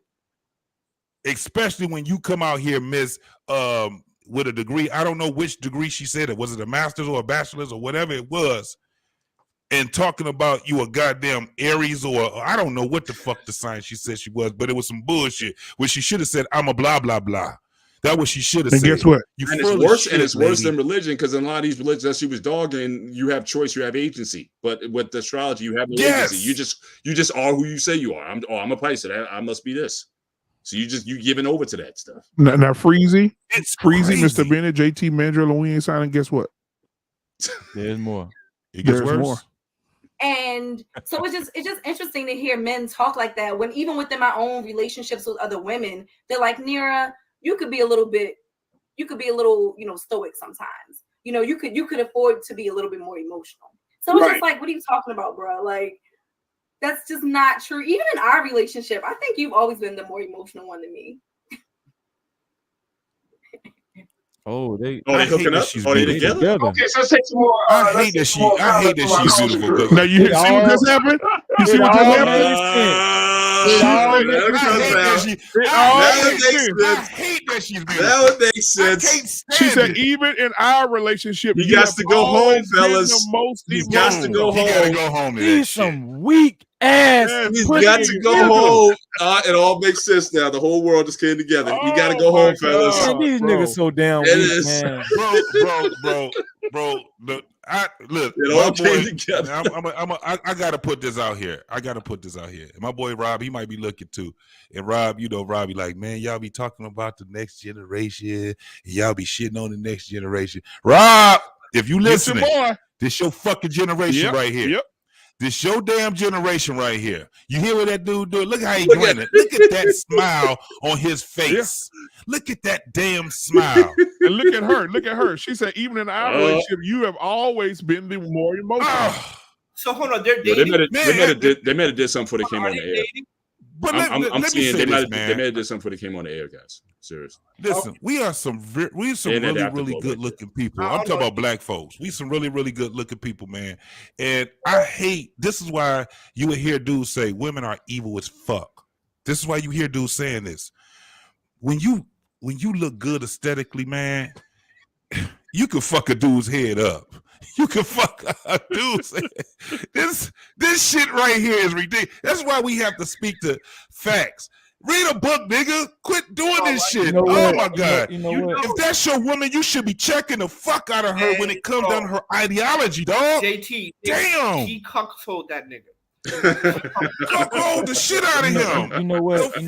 Earlier. I hate the women are that damn beautiful. Because if you ever notice, the less aesthetically beautiful a woman is, the more common sense they got, because they're a little more closer to reality. Well, people ain't gonna deal with. They're a little more closer to reality. That shit sounds chauvinist. Fuck it, sue me. I am chauvinist. I love having chivalry for my woman, so that makes me a chauvinist fucking man. I don't want her acting like me. I don't like when my woman would sit back and just every word that come out of her mouth is a cuss word. Let me be the goddamn person that do that shit. I don't want my woman being in some other man's face out there arguing with that dude. Let me do it. I'm a chauvinist and I stand on earlier, the same man said, oh, men are overly emotional. And now she just called your ass on it and you said, let's just move on to the next thing. He's overly emotional with that motherfucking smile. All them gums on his goddamn. You know what? Oh, listen, God. You know what? I could pretty much say that. I could pretty much say that in their relationship, she winning. Earlier in the show, I said, where did this guy get? Winning like a earlier in the show, I said, where did this dude get this woman from? And she just made it all make sense. This is it. All makes sense. She tie it all together with the freezer. Yes, this is his old lady. And you know what? I'm gonna recant my damn statement. Our biggest enemy is not the white man, and it's not these. Listen, it's not these bitches. It's these bitch ass niggas. No, man, listen. Mandrell.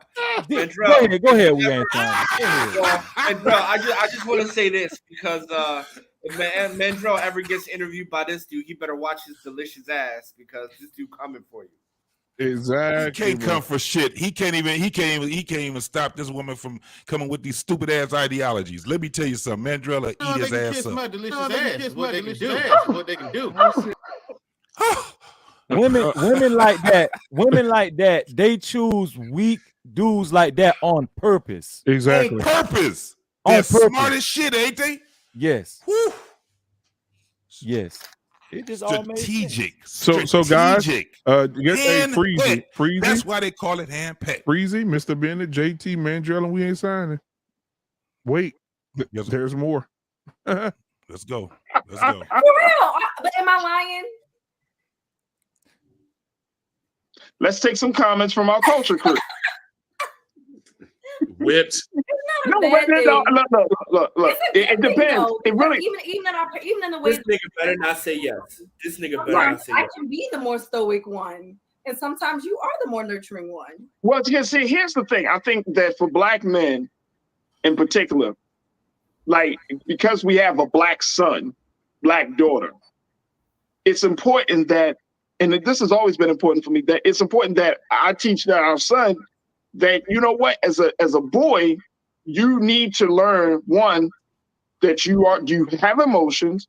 You need to learn how your emotions flow during different periods in your life and how to control them. Like, don't run away from who you are. Don't run away from being a human being, right? So yes, I show that a level of emotion because I grew up in a household with my dad who didn't show. I mean, my dad was born in the late 40s. You know, God be with him. He's 75 years old. So he's old school. Y'all know old school. Old school. He didn't come up with when I tell you my dad didn't come up with a silver spoon in his mouth, my dad came from the bottom, right? And you disrespecting him with this bullshit. Life. He grew up, he was raised by his aunt. So with this damn black. Oh, that's a problem. He had to go and learn about being a man. It wasn't until he joined the Nation of Islam he started understanding the role of what a man is. What a man is supposed to do for his family, for his community, for himself. But what happened to you? So when you're talking about this is why it's important to even have these conversations, because, and I think there needs to be a bigger conversation about just manhood and womanhood in this day and time. Because stop before he goes somewhere else with it. All over the place, and I think stop before he go from him. My father is he's 71. He ain't that much younger than his father. This is the thing. You don't have to be in the Nation of Islam. You don't have to be a Christian. You don't have to be any religion to learn what it is about being a man, a human being. All you have to do is observe the fucking world and see yourself through this world. Yeah, that's how you do it. You don't have to go to no goddamn school. You don't have to go anywhere. Most of some of the most intelligent or the brightest people, fuck intelligence because it's about intel, but the brightest people I ever known were old, wise people. And and the reason why they were wise, because they paid attention of who they were. It may have took them some time to figure it out, but they lived long enough so they can give me and everybody else some jewels. And a lot of times, what I'm hearing a lot of people do in these worlds right now, they're sitting back and shitting on the older folks. They're shitting on the 70-year-olds, the 80-year-olds, the 90-year-olds sometimes. Yeah, Rob. What they're not understanding, especially, you can learn a lot from a person that has Alzheimer's. One of the things you can learn from a person with Alzheimer's is that it ain't about happiness. It's about joy. You know why they so fucking joyful? Because they don't have all that goddamn memory no more. They don't. They don't have all of their fucking mind. If you ever got a chance to see a person and be in the same house with a person that's lost their memory, watch how joyful they end up being. May not start out that way when they first lose it, but when you got somebody that has full Alzheimer's, bro, they're in joy. They ain't worried about the shit that we are in right now. The thing is that we can be in joy also. If we stop searching for happiness like this fuck ass nigga right here talking about, we keep searching for happiness when we don't even understand the joy is already within us. This motherfucker just shitted on his father. That was a backhand compliment that this man just said. Exactly, bro. Him. Now, JT, did you notice that he said that his father was raised by his aunt, right? Back then. And and apparently he forgot to point out the fact that apparently she did such a poor job of raising that boy to be a man. They had to learn how to go to the Nation of Islam to be a man. It's damn shame when you get that bad at raising boys to be men, that religion has to do it for you. And we all know religion is goddamn community. You got to go to another community outside of your community. All right. So guess what? Freezy, Mr. Bennett, JT, Mandrell, and we ain't signing. Wait, there's more. Shut up. I don't want to watch anymore. A lot of these black men, I think a lot of us, if it depends on what era you grew up in, that you have a more healthy relationship of women. Versus like the young brothers, like if you're 25, you might be 23 years old, depending on who's around you, because the culture right now is showing you that you could be this crazy ass dude that you want women to serve you. I mean, just some of the things that I see and hear about that of what it means to be a man. I'm like, what? And so I want to counteract that, especially with our son. I want to counteract that. I don't want a son that thinking, you know, Dad, I'm hard and I don't want to, you know, cry. And Dad, I'm a these chicks out here. Yeah, bro, you got a mother, you got a sister, and you got a father who will whip your ass if you put your hands on a woman. Did he just say he got a son with her, bro? You know what I'm saying? Like if you, I mean, boy, this is a generational curse. It's Boy, it's so gonna keep much. going and It's going. so much, and I think that it speaks volumes. So yeah, if you grew up in a household where emotions was not a value, showing your emotions is not a value, and then you get into a relationship with a real woman, and that can affect you. That could become a very that could become like a real barrier for you to be progressive, for you to be successful. Oh, hold on, But one thing he didn't say. But one thing he did not say. Black man, you right. It gets worse. You right. It's getting worse and worse every time you say there's more. It just like, okay, so the Bible says, Proverbs 29:11 says, a fool uttereth all his mind, but a wise man keepeth it in till afterward, right? Woo, that's it, brother. Yeah, that's right. That's right. So as men, I hear echo, but as men, we should be taught to maintain our frame. And he said that a man, if a man gets in a relationship with a woman like that, I'm guessing he's saying like a woman like his old lady. The man will be in trouble if he doesn't know how to express himself. If he gets into a relationship, I'm guessing he's saying with a combative woman, or you know what they call a strong black woman. If a black man doesn't know how to express himself emotionally with this woman and go back and forth with this woman, he's going to be in trouble. This is the bullshit that not only guys like him, but we dudes like that are spewing to young men, saying that they need to be able to be emotional and have a screaming match with their old ladies, because that will gauge and make the woman understand that he means business. And that's not true. That's not true. That's what's it called? That's dysfunctional. That's what it is. A real man should learn how to maintain his frame. A real man should learn how to keep his emotions in. But we understand, you know, in extreme circumstances, like you know, in cases of death, right, or something like that. But this man is saying that a man is going to be in trouble if he gets involved with a woman like that, if he doesn't know how to express himself emotionally. Yep. It's man. Like I said this earlier. Damn, why is everybody echoing? Y'all hear echo? I don't hear no echo. Yeah, I do. It's because JT's equipment is shit. It is not because of mine. Everybody else muted except you and Black Man. So one of you go. I'm on mute. Go ahead. I was Zeke. What the hell? Night. What the hell? I don't know what it is. It ain't none of us, bro. That's the one too. It's not me. Listen. Go ahead. I got my earphones on. Bully. When it comes down to it, this is why I said it earlier, where when we're talking about coming to a conclusion, this is the shit I'm talking about. That shit he did, he's talking about a fucking conclusion. First and foremost, we gotta be men and they have to be women. Right now, there's a deficit in both areas. It's a deficit in both. But this is the thing.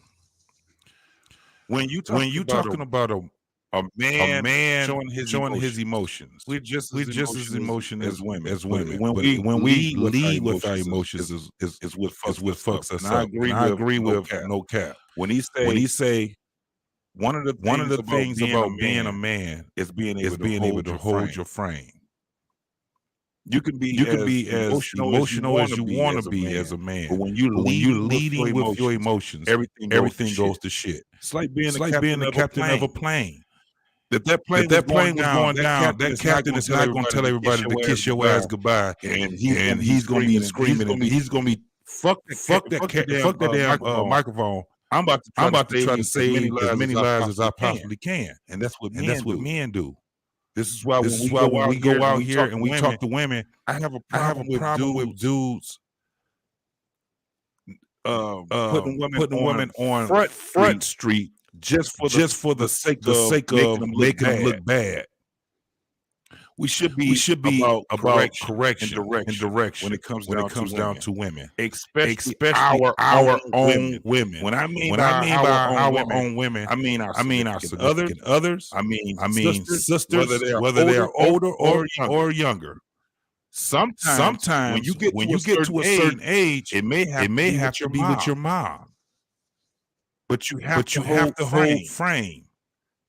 I know for a fact that my mother right now, if I tell my mom what she's doing is not conducive, she's gonna listen to me.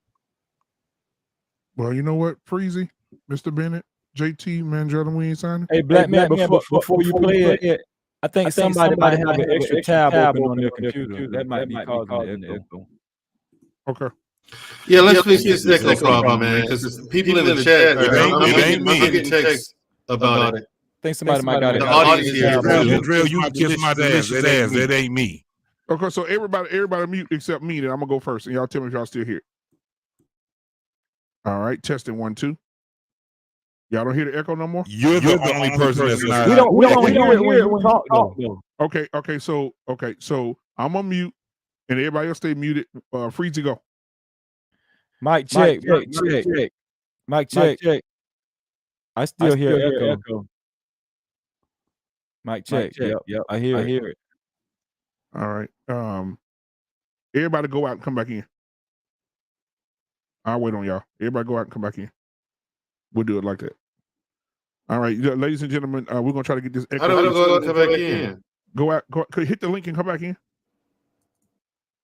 Ladies and gentlemen, so they're gonna go out and come back in.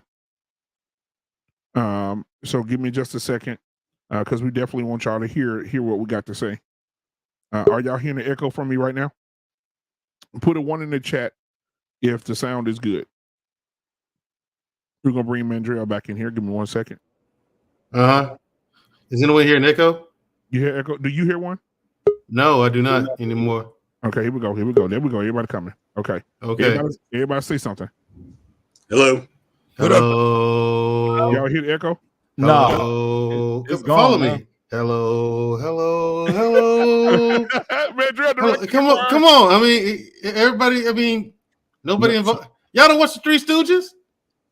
All right. Yeah, man. It's gone now. Hello. Is there still an echo? Hello, Black Man. Huh? Somebody. KP said it sounds great now. Yeah. The sound is good now. Okay. All right, guys. So, guess what, guys? There's more. But make the conscious decision, the intentional decision that, you know what? I'm going to take the good parts of who the men are that were around me, but then I'm going to choose to be different. I'm going to choose to show my heart. I'm going to choose to show myself. I'm going to choose to be vulnerable because I want to break the cycle.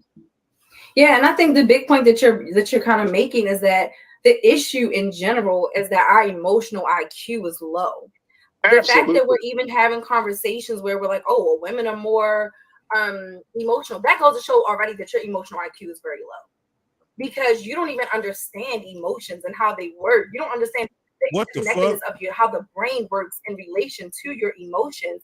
And that's why I think that it's really, really important that we're not only teaching ourselves as adults how to strengthen our emotional IQ, but that we're also teaching children how to strengthen their emotional IQ. And I think that can be done in the classroom. It's something that I've done in the classroom. There's some really, really Is this emotional intelligence thing? Is this like a new talking point? Assignments out there to teach children. It's a new talking point. Yeah. Yep.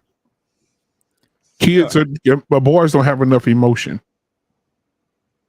No, the boys have too much emotion. The thing is, let me say this. And they're tricky. Boys today have too much emotion and not enough knowledge or training on how to manage them. Okay, that's why things are coming out this way. That's why you got a guy who loses a pickup basketball game to a girl, goes to his car, comes back to shoot her. He has no idea what to do with the emotion of like embarrassment or loss. You know what I'm saying? No one's teaching. Women can't teach boys how to manage their emotions because women can't manage their emotions. How the fuck they gonna teach them how to do something they don't know how to do? If you so I mean that's one thing, man. I mean, emotional intelligence. Women, never mind, man. I'm stopping before I get myself in trouble. You on point with it. It's the thing is that this woman is sitting back, and again, there's another talking point that she comes out with, this damn emotional intelligence. I'm telling you, dog, I'm listening to what these young folks are saying, and this is all you hear these young girls talking about is emotional intelligence. Yeah. They know nothing about that. First and foremost, all you have to do is get knowledge of self. If you seek knowledge of self, you're going to have knowledge of everything else. All this other bullshit that they talking about is bullshit. Yeah. Most of these folks don't even want to be who the fuck they are. They don't even understand that actuality is within inside yourself. That's the only thing that you can say that is inside yourself. That is actuality is inside yourself. Everything else is a blur. Well, I want to say you can change all this shit with your talking points. Well, I just want to, if you can speak good enough. I want to say this, man. Every talking point that you ever heard, every talking point you ever hear in the future, the goal of the game is to keep the black man down. If you keep him at the bottom, and everybody at the top, you're winning. So all of these talking points, all of these narratives, the goal is the same. You know, just keep him less than. Keep him thinking he's less than. That's why, you know, what they're always talking about improvement. But you ever notice, right? They never tell you what the finish line is, okay? You improve yourself, and you know you have improved yourself when you see this. They never say that. They say, oh, the black man needs to healing, or the black community needs to healing. When black men are in leadership and all this and that. Man, this is all a trick bag just to make you constantly think you're not good enough. And that's what these two people are doing right now. They're instilling in black men, black boys, or any man that's impressionable to have you always think that you're guilty no matter what. You're guilty because you exist as a black man. This is some of the most racist shit I have ever heard, because at the end of the day, that's the game. Black men, you are guilty because you are a black man. Full stop. Period. Point. I honestly think, and I don't know if I sound too far-fetched, but I honestly think as a whole, the black man is afraid of the black woman in today's. I feel like hold on. You've had three. That's because Freezy, you are right, but that's because you had 3 generations of black men being raised to be afraid of women, black women. That is facts. We've been raised to be like that. Like, I know, like, even my mother wonderful woman, but she has her ways. You know what I'm saying? Like, if that's something she wants me to do, and then I say no, why not? I can't tell you that. Why can't you tell me? Mama, it's none of your business. It gets to the point where I have to say that. Mama, it's none of your business. Man, I'm gonna tell you what. You don't have to be disrespectful. It's not disrespectful. I told you no like 5 times, but you couldn't let it go. If there's something that's uncomfortable or inconveniencing to them, they can't let it go. They have to have it. They have to know. And they will weaponize God too. Yeah, but my mom can't do that. My mom can't do that. She already look, bro. She tries, but she's like, see, that's what's wrong now. You need to be on your knees thanking the good master for blah, blah, blah. I'm like, no, really? I'm supposed to be on my knees? My mama do the same thing. I'm supposed to be on my knees thanking God for whatever my circumstances are? No, they always go to that honor thy mother, thy father scripture. Right. Gave you life. Right. But hold on. I want to say something though. I do want to say something in defense of black men. because when you buck against black women, it can cost you your job. It can cost you something, right? Yep. Like when you're on these platforms and YouTubes and things like that, right? If you get too out of pocket, somebody's calling your job and then you're fired, right? Roland Martin can't say maybe how he really feels when he's talking about the Stacey Abrams issue because he can get fired. He can get canceled, right? Remember, court of public opinion is stronger than the courts, right? Because the courts can't hurt you financially like public opinion can, like social media can. So yes, you're right. Black men are scared of women, but in general, most men in America are, because at the end of the day, if you go too far, that shit can cost you your job. Your ass can get canceled. Yep. And so, guys, you know what? There's more. No, it ain't. Stop. Well, here's the thing. Even if there is, even if there is, man, why do we have to watch it? Yes. Let's go. Let's get it. Damn. It's just like 30 seconds left. How much pain can you guys endure? For fuck's sake. It's not pain, bro. This is painful. Yeah. See, God don't want us to see the rest of it. That's right. It is a little painful. It ain't God. Look at God. That's YouTube. Mandrell, you're going to hell, bro. I know. I know I am. I know. Gasoline draws on with a sign that say nuts at the back. Mm. Yep. On a razor blade slide. And I'm going to lay it straight into an alcohol river before I get there. Yes, sir. I'll slid down a razor blade and land in an alcohol river. Strengthen our emotional IQ, but then we're also teaching children how to strengthen their emotional IQ. Hold on. Oh, And I think absolutely. that can be done in the classroom. Well, I do want to say one thing, man. I know I always get on single moms, but ladies, if you have a choice between letting this nigga raise your kids or be a single mom, be a single mom. Fuck. Yeah, weak men. But yeah, they said he ain't put a ring on it. So I mean, they had a child together, but they're not husband and wife. Right. Understand. Oh, I didn't even catch that, Mr. Bennett. I understand their triggers. You never heard that. You never heard him say husband and wife. They said our relationship. But yep, they're married. Yep, yeah, partners. They're partners. Partners. Your partners.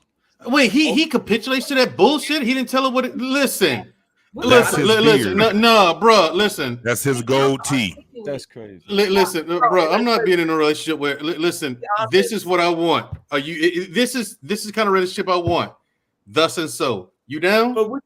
No. Okay, time to move on. Let me. Nice to meet you. Move on. Mandrell, first of all, we know that pregnancy was an accident, first and foremost, and number two, she gave him a mercy fuck. Yeah, and that was an accident, and then you know they wind up with a baby, and if I'm him, I wouldn't marry her either. That chick, hold on, keep in mind, dude. That guy's gonna be somebody's. Well, he's father. not husband material, quite no. frankly. So that guy's gonna. Yeah. He was the guy that was. They belong together. Yeah, he was the guy that was like this. That's him right there. Stop fucking with me like that, man. With a corsage on his head. I ain't looking at this shit, man. Oh God, please. That's what the world wants. I'm looking at a whole nother tab. I ain't watching it. Mr. Bennett, yeah, you know what I think it is, though, Mr. Bennett? I think it's a combination of. That's what the world wants us to be. That dude might not make enough money for that woman too. You know what I'm saying? Like she seems like she's very hypergamous. She's on TV. Look behind her. She got her picture of season 3. Yeah, exactly. Also, she the man. I would like to say two things. So first, Mr. Bennett, you're absolutely right. He is not husband material. But number two, I want to kind of talk about this hypergamy issue because at the end of the day, man, people don't fully understand hypergamy. Hypergamy was designed in nature to make sure that your offspring has the best chance possible. Hypergamy was always related to your offspring. American women, not to the woman. American women, black women, they do not practice hypergamy. They practice birth first law, right? They practice hoism. No, in the animal kingdom, right? Female animals only capitulate or submit as long as you're continually doing something for them. The moment you stop doing something for them, they no longer submit in the animal kingdom. I believe it's called Breathless Law or something like that, or Birther's Law, where you're only in submission as long as you're doing something for them, and they don't remember what you did 5 years ago or even 5 minutes ago. They only capitulate as long as you continue to provide. That's what Americans, women practice today. I need to look that up. I'll give me a second. All right, so guys, we're gonna move to our final thoughts for tonight. Birth is justice. Yep, and we're gonna definitely go. I want to go get my boy. Let's see, we ain't signing to be back.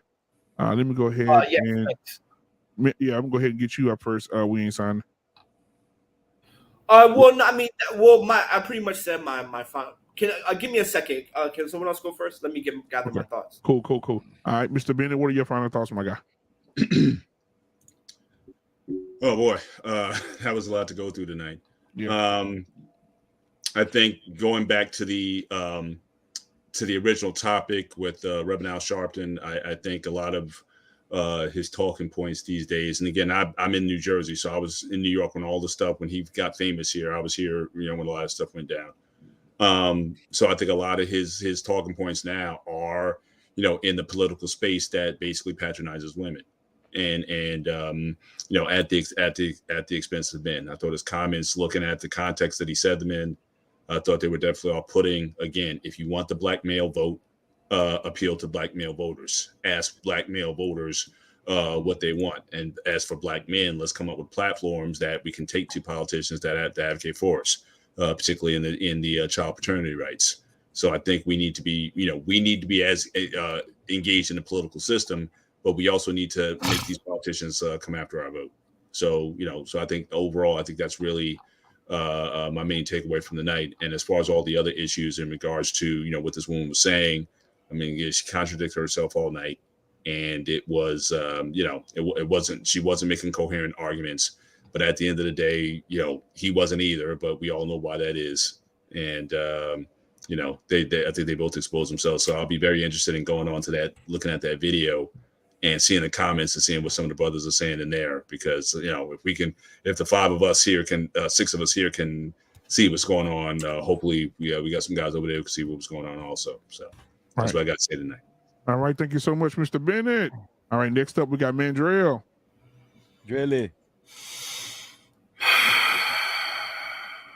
I don't have much, but you disgusted. I am. To the gentleman on the and I use that word loosely. So the gentleman on that video, sir, you disgust me. I knew he was gonna say that shit. And to all the other rest of you men who agree with that nonsense, I hope that your wife's no, you're not gonna get married, not to a real woman anyway. Not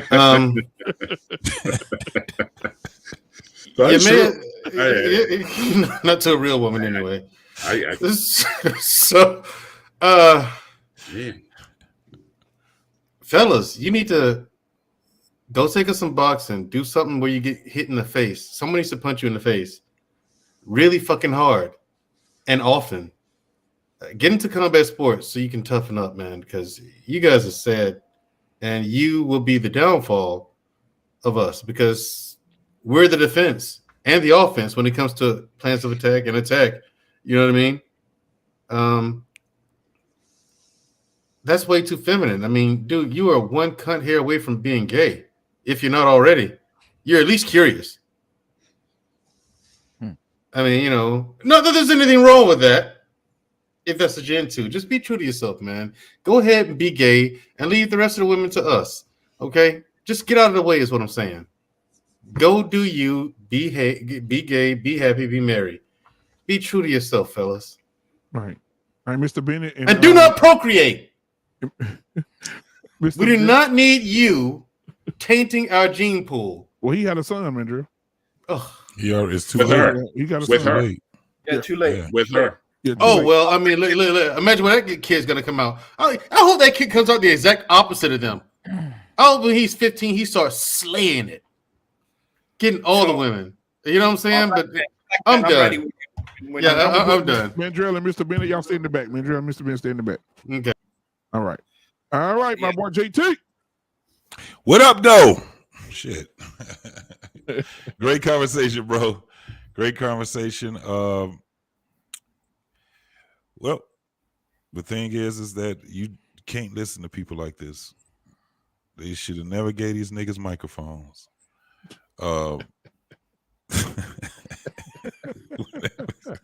This man said one cunt hair away. Queen Smiley. One ass hair away. No, listen.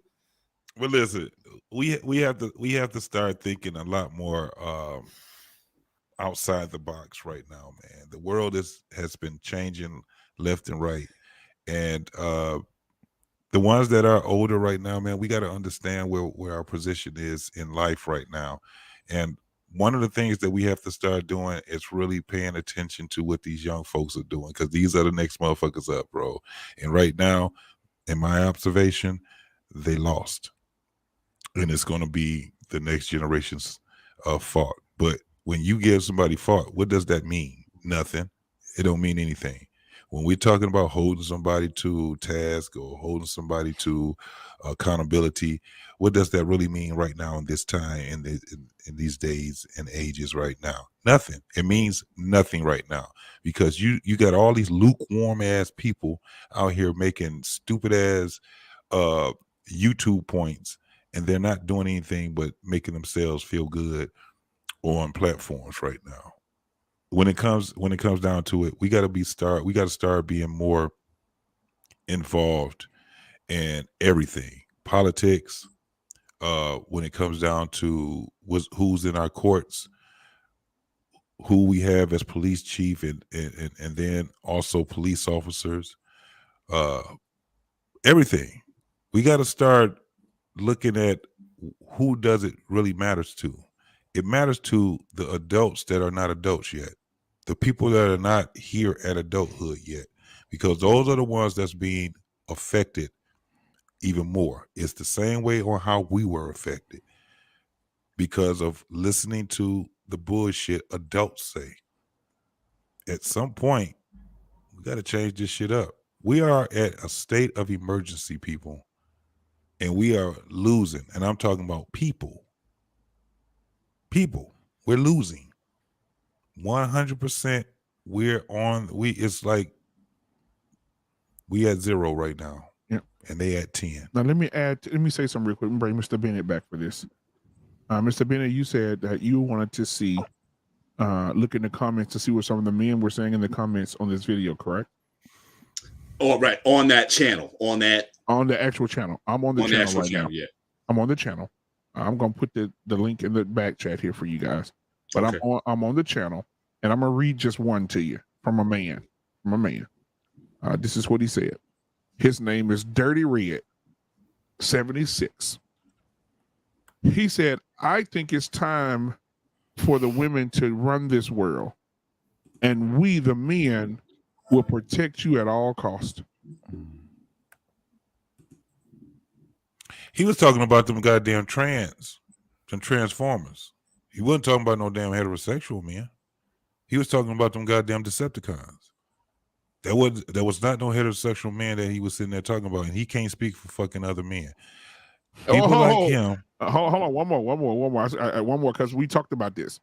LJ said we definitely need to have a bigger conversation, especially to those who base their beliefs on horoscopes. Spot on, brother. Yeah, absolutely. You can't say shit to me if you looking at being some type of horoscope as a matter of fact. Ain't nothing I can take that you say serious after that. Yeah. All right. So it ain't gonna work. Okay. So let me say this. Let me get Mr. Bennett. Y'all stay in the back. Thank you so much, JT, man. Saturday, man. Y'all tomorrow night. JT, y'all on tomorrow night, right? As it stands right now, we on tomorrow night. If it changes, then we'll probably be doing it Sunday. Right now, man. It is what it is. Yeah, it is what it is. Right now, we still stand on 9:30 Saturday night, tomorrow night, rocking it. I'm not sure because shit, I think I ended up getting that fight. I think I I think I ended up getting the fight. You know what we should do? I done bought a lot of shit. When big events happen like this, we should go live and let people actually see our reactions while we're watching the fucking fight. Hell yeah. That shit will be off the chain, bro. Yeah. Mandrell, you want some? Yeah. Yeah, you know, we can, if you don't have a Discord server for some reason, I don't know what you're waiting on, you know, but I didn't know anything about Discord until you know yesterday. that if you can play that and share it on Discord, and we can go on Discord and watch it.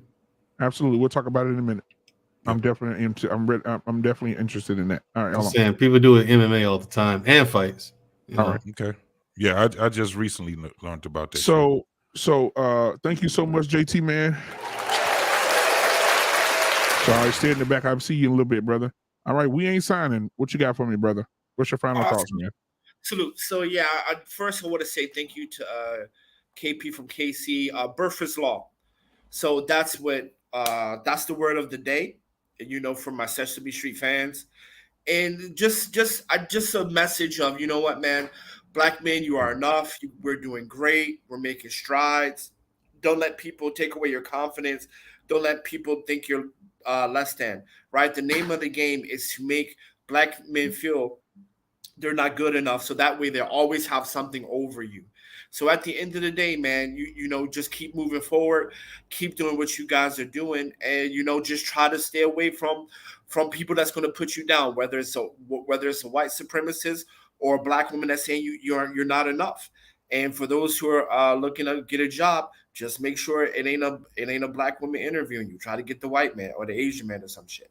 And that's all I got to say. All right, Lord have mercy. Thank you so much. Always from Shanghai, China. Give it up for we ain't signing shit. All right, my boy Freezy. Come on, man, with your final thoughts for tonight, my guy. I know you got something to say, man. Man, BLM, thank you. Thank you, bro. It's bad, man. It is. It's bad, brother. And people think it's a game, bro. Man, bro, you took the words right out of my mouth. Think it's a game, right? But looking at this video, it really highlighted that the LGBTQ community and the Black woman, not all Black women, but the Black woman in general, when it comes to their agendas, they're in direct correlation as far as emasculating the Black man. They're in direct correlation. Let me tell you something. It's not always out in the open. As a matter of fact, most of the time it's not out in the open. They fly up under the radar, right? Like this dude, like the guy we just watched on the screen, him and his girlfriend. Okay, Mr. Bennett made a good point. They're not married. Right. And then he's capitulating to the ideal that men should be emotional and throw themselves emotionally at their woman's feet. Little bit by little bit, they're chopping down the feet of the stand-up Black man, the Black man that's willing to stand up for something. Because we all know Black women can say what they want to say, but the Black man is the Black community's only hope, is our last hope. Because majority wise, I'm gonna just go ahead and say I think the Black woman has already given in. Now there are some Black women that's holding strong to the cause, right? You know, collectively, right? But as a whole, I think the Black woman is she's already been sold. She's already been sold, man. And I just think that the LGBT community and the Black woman, when it comes to their agendas, not all Black women, I have to say that they're in direct correlation to when it comes to emasculating the Black man. And we just have to be careful, man, especially if you got kids. Yeah. You got, you know, it's almost like that movie, the Manchurian Candidate. You got the brainwashing is real.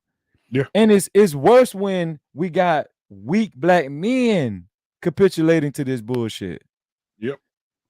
So, we just got to be careful, man, because we're living in modern day Babylon, and it's not going to get any better. Nope. It's just not, man. And like, even me, like, I have to stay prayed up. And when I wake up in the morning, Black man, first thing I do, as soon as I wake up, before I wipe the cold from my eyes, I get on my knees and I pray. Because these days are getting more and more challenging. And we got to keep that armor on us, Black man. Yeah. I mean, the women, they're getting surgeries, right? They're not looking worse. They're trying their best, even if it's taking shortcuts. They're trying their best to look better. IG, Instagram, these men is falling for that. They falling for, even in these spaces with the manosphere, they say men are visual creatures. We got to get out of that. Men have to get out of that shit too, being visual creatures. That's what's got us fucked up right now. Yep. Big ass, big titties. Exactly. Damn the ass and titties. We got to start vetting these women when it comes to their spirit and their intellect. And not even just trying to be with them, but just we need to start getting to a point where we don't even want to be around them. We don't even want them in our presence. That's right. Just get out from where I'm get away from me and my kids. Just get on, bro. That's what we gotta do. We gotta start shooing them. Get on. But you know what? Around us. You know what though, Black man? We are afraid to respond like that because we're afraid of another man getting the damn coochie. Or we're afraid of, pushback or confrontation or some shit like that though. You gotta get out of that. Man, you got to stand 10 toes down. Man, shout out to Hinkelink, man. We leave him at the restaurant. You got to have some balls to do that type of shit though. Exactly. But I don't want to take up too much time. Thank you, brother. I'm sorry about last weekend, man. No, you good, bro. You good. I'm just glad you okay, man, with the whole hurricane shit, bro. I'm glad that you okay, man. I'm glad your family good, bro. It's so good to see you tonight, man. When you text me today, I was finna text you back, but I was over here working another show. I don't know if you watched the show today, Lexi's show today. She had a show, her first show today. So, but I caught a little bit of it, but I'm gonna catch most of it later on.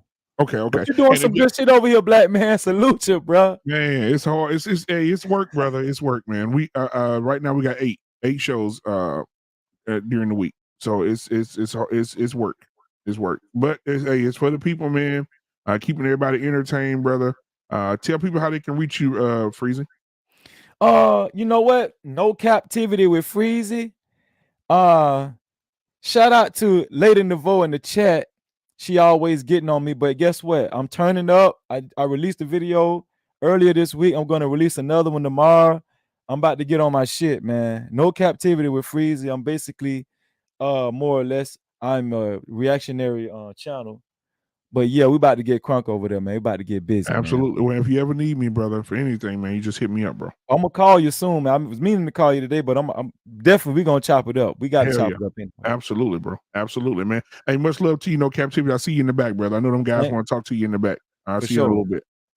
All right, ladies and gentlemen, thank you so much for coming tonight. I appreciate each and every one of you. As always, you guys, much love, much love to each and every one of you. You could have been anywhere else, but you chose to be here with your boy, Black Man Unfiltered, at Black Man Unfiltered Network. Thank you so much to all the guys that came in, Mandrell, Hank, JT, We Ain't Signing, Mr. Bennett, and last but not least, Freezy. No Captivity with Freezy. Subscribe to all those guys, man. Also, guys, thank you so much for this week, for being here. Also and participating. We can't do these shows without you guys. You guys, the chat is undefeated. The love and support that you give through the Cash App, the love and support that you give to the host that have their Cash App post as well, and all the super chats, the likes, subscriptions, the shares, everything that you do for this channel, it does not go unappreciated. I appreciate you all very, very, very, very, very, very, very much. Again, just to reiterate, on Monday, we do have a reaction. We have unfiltered reactions on Monday, but we will have a video to react to. Last week was very deep, to the point where it leaked over into our Tuesday show, and we did a part 2 on Tuesday. But we do have unfiltered reactions on Monday at 9:30 p.m. Central Standard Time. We have Talk That Talk Tuesday that's coming on at 8:30 p.m. Central Standard Time. On Wednesday, we have a lineup. On Wednesday, we have the sports show, the 1-in-1 Sports Show with Dante and Shani. That's 1-in-1 Sports Show. That's 7:00 p.m. Central Standard Time. Right after they go off, you give it some time. 8:30 p.m. Central Standard Time. You have Unapologetic with Mandrell and Shushu. That sibling rivalry over there is amazing. So guys, come through. On Thursday, we have 2 more shows on Thursday. On Thursday at 6:00 p.m. Central Standard Time, we have Scam Likely, guys. You know who it is. In the Dustosphere. 6:00 p.m. Central Standard Time on Thursday. And then at 6:45 p.m. Standard Time, we have Get Your Mind Right with Coach K and Chef Big Al, talking about what you can eat. Coach K deals with your mind. And Chef Big Al deals with nutrition and what you should put in your body. That is a good show, great show. And those shows like that needs to be the #1 on your chart right now. If you really want to get healthy, you really want to get your life together. And then on Friday, of course, that was Thursday. Yeah, on Fridays, there we go. On Fridays, I do have another show with Lexi. It's called They That Wait with Lexi. And Lexi does come on at 4 p.m. Central Standard Time on Fridays. She had her first show today, so shout out to her. Also, we have that 8:30 p.m. Central Standard Time on Fridays. We have Barbershop Talk, what you are witnessing right now. So, guys, we have a lot going on. Please, please, please support the channel. Please support it financially. Support it with your subscription. Support it with your likes. I appreciate it all. And you'll start to see things changing here when those subscriptions go up and those likes go up and those cash apps go up and those super chats go up.